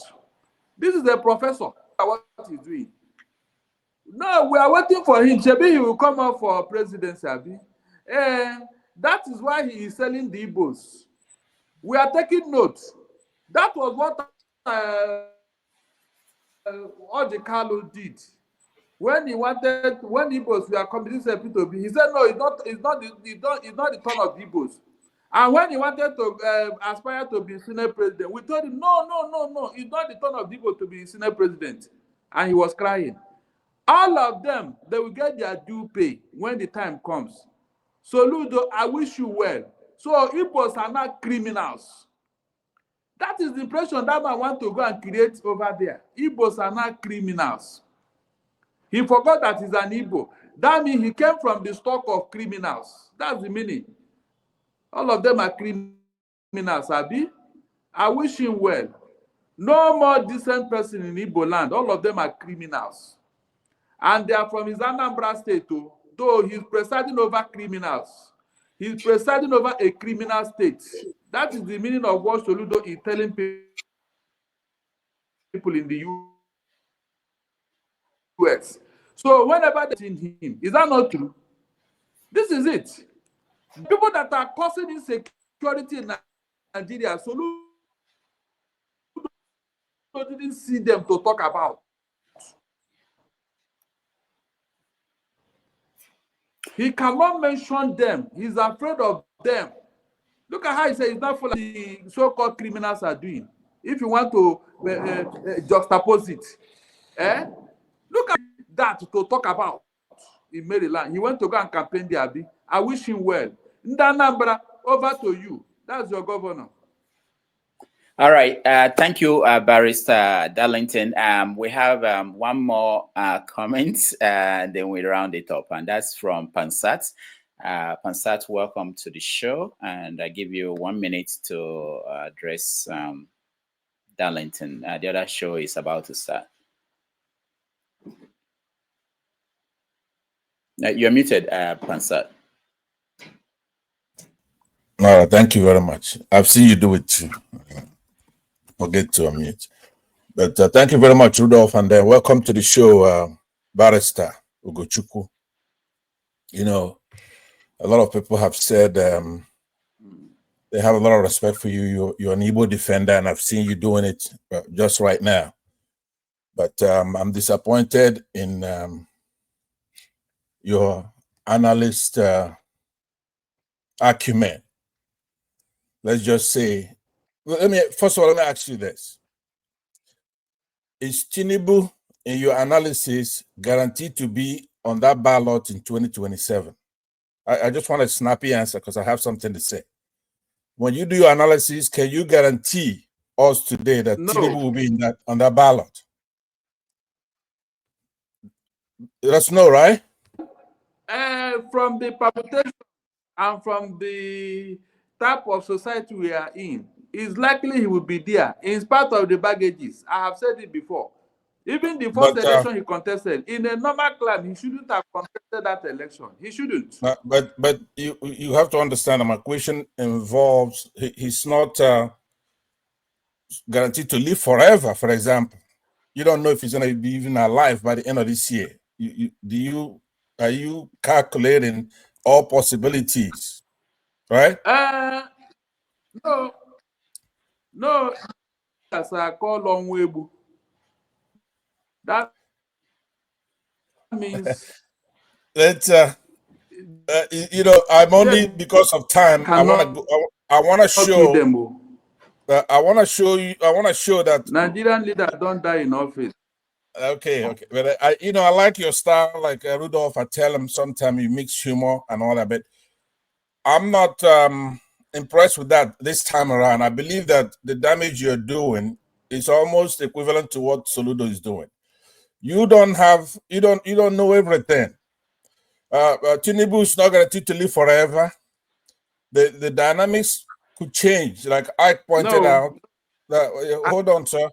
That primary is not holding until 2026. I mean 2026 for the primary. The election is 2027. You cannot come out on a stage like this and keep making unnecessary and concrete definitions, belittling our people. Whereas the same thing you're saying, by the way, I'm just being a little forceful because time is going. I'm sure Rudolph can't wait to stop me. So Yes. there's something I want to get to. I just didn't come here for nothing. Just hold on. Hold your horses, Rudolph, please. I believe that one of the things you've done here to come here and take a whole mighty Igbo nation, probably the tribe with the most population, probably doubles that of the Yorubas. Oh yeah, go ahead. Go ahead. Okay, so these Hausas and these Fulanis, they're not our pinky toe. So when you come, you must have some respect for the Igbos. Just because we're waiting for these people to mature and come up, right? You can't come here and say that an Igbo man cannot be president. Why not? There's nothing that's happened with this last election. Peter Obi won that election. Now, where you have a point is that they rigged the election. We have to do something about that. It wasn't Tinubu that rigged that election. So for you to be an analyst with scruples, you have to know who rigged that election. That election was rigged by Buhari, who is a military thug that got the whole country scared to death, right? A former coup plotter. What they did was to let Tinubu win his own state, and he couldn't win it. And they showed him who rigged that election. It wasn't Tinubu. He's not as smart. So I want you mark it down. I'm willing to bet you money today, right? Peter Obi is going to be the next president. You're not an insider. You're not calculating everything. Now, don't let my youthfulness fool you. I'm probably older than you by maybe a decade. Right? I was in the war. Oh, well, Was in the sector. So what I'm saying to you is that please tone it down. You could make your opinion. Opinion is okay. Everybody has their own opinion. Right? Everybody has their own opinion. You could have your opinion, but what you have to balance what your abilities are. You don't know who's going to be on the ballot for one thing, because once you say that you do know who's going to be on that ballot, then you're going to make a fool out of yourself. You don't know who's going to be on the ballot. That would tell you the kind of stuff you don't know. You don't know if Tinubu is going to make it to this December. I don't think he's going to, and I'm willing to bet on that too. So to come and say that our politicians live forever may be funny, but it's not true. I like the style of trying to be funny. Now for Rudolph, let me say, Rudolph, I have to say this. I'm sorry, and then I'm done. I believe that you should come out and you should say that even if yourself, you're not a communist, that your friends, right? Your friends, Jide, Omorie, everybody that calls themselves comrade, they're communists. So Showore is a communist. He was here and I asked him point blank. You don't want to feature that. I asked him in front of you, are you a capitalist? He says no. So when they say Peter Obi is the same as Jagaban or Waziri of Adamawa, what they mean is that they're capitalists. It's not like they have this integrity. Nigerians are not stupid. The last election, Tinubu was an enigma, right? But now everybody knows there's not a single Nigerian with common sense that's going to go vote for somebody else. And finally, let me tell you, we come here and we play a lot. This platform is one of the platforms that we thought it's one for all Nigerians, where we have to be fair. We cannot produce somebody like Peter Obi and we'll come here, we're talking nonsense all day, bring all kind of characters, but they don't lay a foundation, show where they're coming from, and you know where they're coming from. These are your friends. These are communists. These are people who don't care anything about our country. How can we produce somebody like Peter Obi and then we're going to be modeling it up here? If somebody comes here and they're talking nonsense, I don't care who the hell they are, or where they come from, or what their background is, right? I'm here in the United States. Over $30 trillion economy. The cradle of democracy. Somebody, like, let me, for example, before I came here, I was the sharpest Nigerian you could ever have. But unless somebody's come here to live in the United States, like a barrister here, he doesn't have a clue. He has no idea what democracy is, for example. Because if you're in Nigeria, you don't have everything. As far as up here, when it comes to where we need to go as a democracy in that country, we have to get it right this time, else the country is going to hell. Thank you, Pansat. Thank you so much. Thank you very much. I want to mention that you're also my friend, just like Omorie, and we allow you to speak just like we allow Omorie or anybody else to speak on this platform. But thank you so much. All right, Barrister, concluding thoughts. We have to go. Yeah. No, you know why I welcome all this criticism. It is always good when you have an opinion, you bring it out. That opinion needs to be interrogated. I am not saying that P2B is not qualified. Did I say so? I am not saying that Igbos are not eligible to rule Nigeria. Did I say so? I am only saying that based on what is on ground, this is my suggestion and opinion on how to go about it. Everybody is just talking as if it is that easy and simple. Dr. Damages, remember when Nnamdi Kanu was told to go by the Supreme Court? They said he had no case to answer. Yet, Buhari government incarcerated him. No single Igbo person protested. Both the ones abroad and the ones here. None of them. I thank God they had my opinion on that platform, VOP. How I have been campaigning for P2B and even in Nnamdi Kanu. Nobody can deny that fact. Because I know my people. You can't take away the way they do things, especially when it comes to politics. Dr. Damages, call any Igbo in Lagos now to come out for protest and see how many people will come out. Could I respond to you on that point? Yes, I believe it's an important point. Let me just respond to you for 1 second, that I will leave you alone, right? Because here's what you have to understand. We are in diaspora. We're Nigerians just like you. It's up to you to do that protest. That is not our job. You make a good point. Nigerians should protest. But if you're going to take a Cameroonian, you know the way the Northerners look at Waziri Fadamawa. He is they look at him as somebody from Cameroon, right? Let me tell you. Every time he goes up, Pansat, you have to let you have made your point. You have made your point. Listen to me. And I told you here that even as the Wajago, the one at Tajawe State, he only made a statement. This man was incarcerated for over 2 years. And when they got tired of him, they asked him to go. The Igbos in Lagos never protested. And I know all I said on that platform, VOP. So, if you know very well your own modus operandi, it is not in tandem with what is going on in Nigeria. Please, are you going to change your way so that they will say you have brought another Biafra in Lagos State? Or don't you know the position of Igbos in Lagos State? The answer is yes. Don't you know? How many times have the Northerners protested? How many times have the Northerners protested? You said what?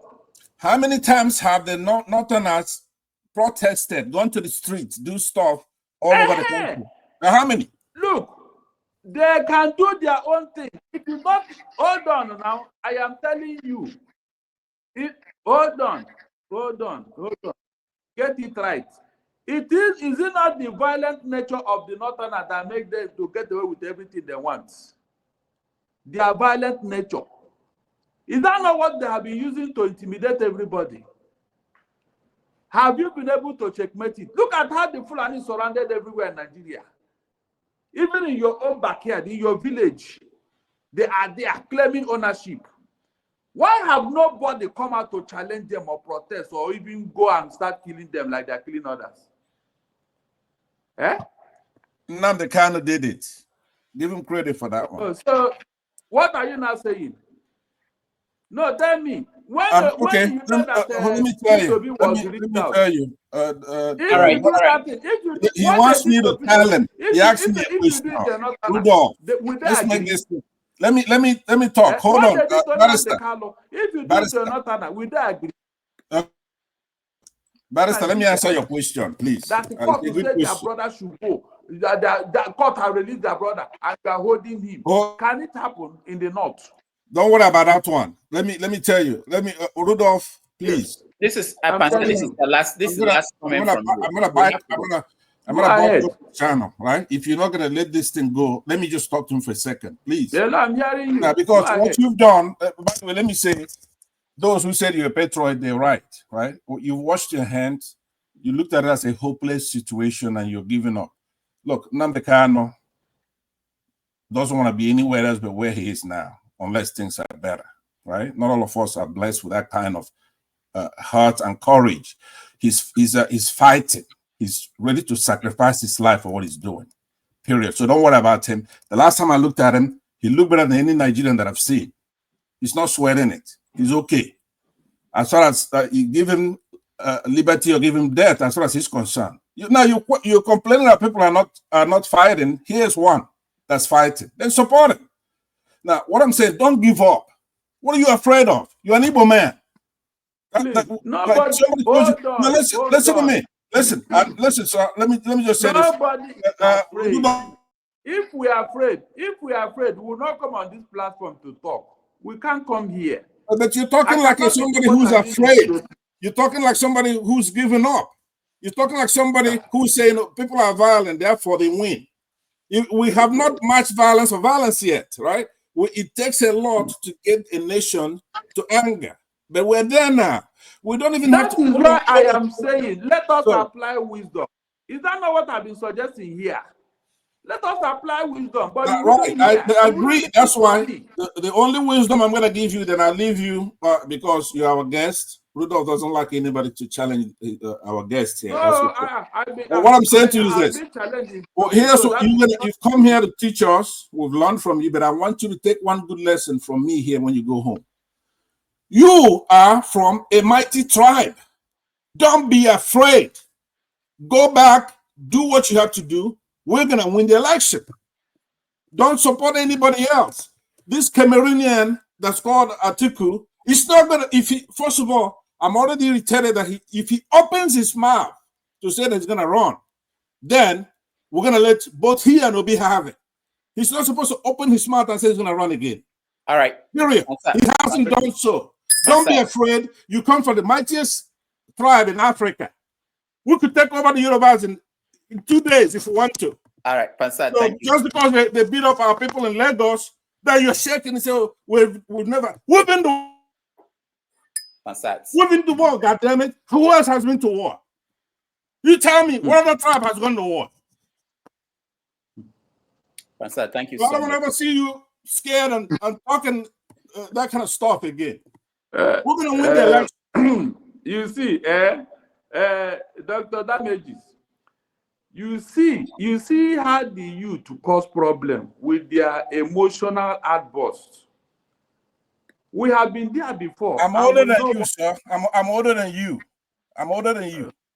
Okay? You are how many years? And I'm older than Ike. You are how many years? Tell me how many years you are. No. How many years are you now? I was in a Kibo sector. I fought the Nigerian Biafran War. I just want you to know that. Yes. Even Ike says he's 62, right? I'm older than Ike, and Ike is older than you, more than likely. So it's not an age thing, but the thing is, don't be afraid. Are you doubting that we've been to war? You tell me what other tribe has been to war with Nigeria. They can't even protest. Leave this your warmongering stance. It will not go anywhere. It will not. Hold on. By the time this type of thing put us in another mess, all of you will be here, will be there in US eating a burger and hot dog. We don't want war again. We must use our wisdom to achieve our aim. As far as I'm concerned, war is coming again. By the time this thing you are talking, war is coming. War is coming again. Is that how things are done these days? Is that how things are done? Unless they behave themselves. You cannot put us in another trouble. That was how they stage managed the Igbo to fight the civil war, and they were blaming them. We don't want it again. We want to use our wisdom. Did you hear me? I hear. Election. If Nigerians don't want to be, I have advised him, let him go and sit down. A day will come when they will come and beg him to come and repair Nigeria. A day will come. I have said it severally. It's not by fighting. If he come out and they did not choose him, I have advised him, let him go and rest. He's not a doer, he's not a poor man. He cannot be hungry. And let it be on record that he tried. So what is the if you're saying that kind of stuff, that's okay. It doesn't require all these things. Because Rudolph, I'm never come into your shit again. You are not in Nigeria. You are not in Nigeria. You don't know what people are going through in Nigeria. That's why you are there. What do you want us to do? Let me say to you something that's important, right? Just because we're here, we know more than what's going on in Nigeria than you do. And what have you done about it? Hold on. Nigerians in diaspora spend. How much do you think Nigerians in diaspora send to Nigeria economy? How much? Are you sending it to me? Are you sending money to me? I don't want the way you are talking. I don't like it. I said we are talking of a real issue here. You are telling me how much you are sending. Are you sending the money to me? Eh? All right. We don't come and fight for the Igbos from America. I have to remove you if you continue. We have to. That's why remove me. You won't let me talk. I have to remove you. But let's. We are going to end it here. For those who want to weigh in on. Dr. Damages. No, Kene, you came in late. I can't have. Just 1 minute. Just 1 minute. This man. If you know how I love this man, you will give me 30 seconds to appreciate him, please. Biko, all right. Go ahead. Thank you, Dr. Damages. I will start by, we have rest in peace and we have rest in hell. Okay, rest in hell to Muhammadu Buhari. May his soul be in a dot forever. Amen. Now, I will also want to appreciate our big sister, Madam Luke. She has shown her love on this platform consistently. She has shown her special love to our guests. And I think that made me to really, I don't know. Okay, let me not say everything here. But the thing is, Mr. Darlington, I just come up here to thank you, to appreciate your effort, to appreciate whatever you are doing for the Igbo people and for mankind at large. As it is today, you are the only voice, and I'm not trying to sugarcoat anything here. You are the only voice that I'm listening to in Nigeria as it stands today. The only solid voice that is filled with emotional intelligence. The only voice that, I don't want to say you fear nobody, but I sometimes I'll be like, where is this man now? All this why? Why is this type? Why don't we have this type of people, at least 10 in Nigeria? But as with how Nigeria is today, the setup that we have in Nigeria, and we still have your type that is not scared of saying the truth. You don't attack anyone. You don't bully anyone. You don't try to cause confusion, but you are always out to say the truth as it is. May Chukwokike bless you. May the God Almighty, whatever God that you are worshiping, may that God bless you, bless your family, bless your generation, bless your descendants wherever they are. See, as in a eto dike na nkome or more, so the little that you've done, may God encourage you, may God protect you so that you do more. That is the only thing that I have for you. Whenever I come to Nigeria, I must just come to Kenegi, that's it. Thank you so much, sir. Thank you. All right. Can I ask a question? All right. Can I? No. Thank you so much, Kenny, for Dr. Damages. Yeah. You can see the contradiction here. The last man that spoke before this person now, and the second to the last man, he was even thinking I'm a coward. I am telling you, he doesn't know me. That's why he's saying what he's saying. He doesn't know me. Even this one we are doing in VOP, does he know what we go through? Yet we keep talking. We keep talking.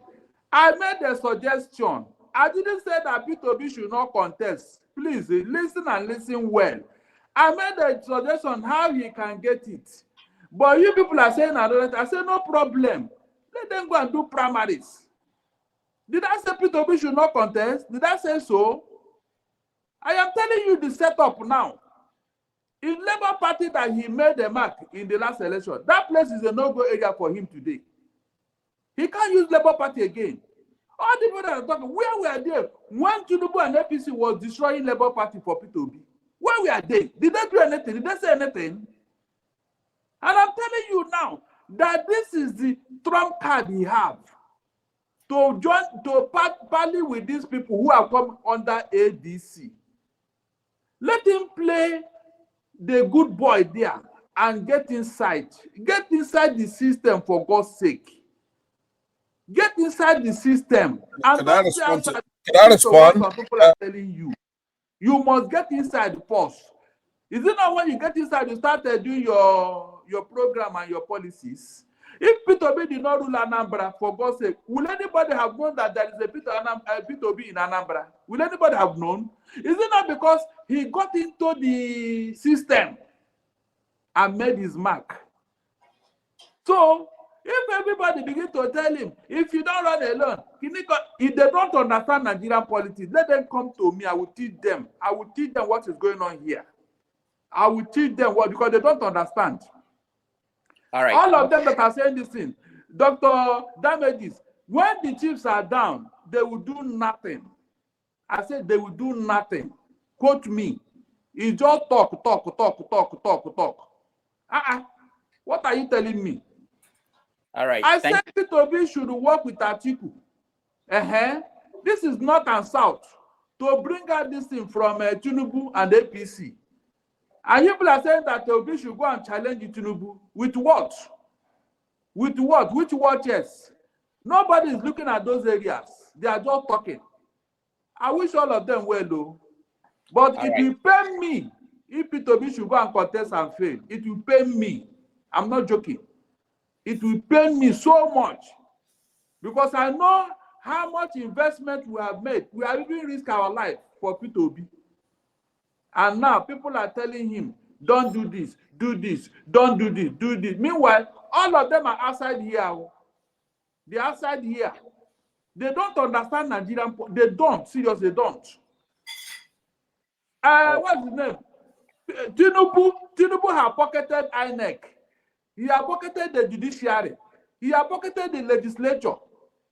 Please, which other power does the Obi have? Tell me, which other power will he use to upset or unsettle Tinubu on his own? Without this coalition, without northern influence. You see, you people said I don't know what I'm saying, Abi. No problem. I thank God. Some people understand what I'm saying. But we will never fight another war. Igbos will never fight another war. Quote me. We will not fight another war because we knew what happened. How some people stage managed that coup and blame it on the Igbos. Even when Babangida have written a book to exonerate us, they are still saying that it was the Igbos that carried out the coup. That is the propaganda against the Igbos. You see this thing you are talking about in Ghana. Dr. Damages, please go and do your investigation. They are demarketing the Igbos in Ghana, in South Africa, all over the world. With this Soludo have said now, anywhere you go now, if you say you're Nigeria, they will ask you, which tribe in Nigeria? If you say, but say, those troublemakers, those criminals. You can see. You can see what is going on. And when I say, look, we cannot be defeated intellectually again. Let us apply wisdom to follow these people. They say, no, we are going to match them force by force. Oh yeah, go ahead. Go ahead. Ojukwu said the same thing. Ojukwu said the same thing. But he didn't reckon with other people. All right. Thank you so much, Barrister Darlington, for a wonderful evening. Unfortunately, we were interrupted by the death of Buhari in terms of what we wanted to discuss. We are going to invite you again to join us where we have a normal conversation the way we do every Sunday. On No behalf problem. of everybody on the platform today, I want to thank you especially for coming. I want to thank Kenneth for joining us. Ike, thank you so much, and all the people who came into the panel to have this conversation with us. I want to thank those on the comment section, those that supported us. I want to thank George, Blue Shell. I want to thank Igbo Basics. I want to thank Kulata. I want to thank Madam Look, and I want to thank Mihi Bike. I have to learn how to pronounce the name. I want to thank all of you for supporting me and supporting this platform. We need your help to keep this platform going. On behalf of people behind the scene, thank you all for working hard and making sure that we continue to be on air. Another stream is starting soon, where people will have opportunity to discuss what we talked about here. That will be an open forum. Pansat, you can come there and then air your view. Everybody else, thank you all. Thank you for joining us. Yes, and Dr. Damages, yeah. help me greet my opponents. So send my greetings to them. I will. They are listening to you. Thank you so much. And I will see everybody again next week, Sunday on 90 Minutes Africa with Dr. Moses Paul, who will join us. Again, bye and see you.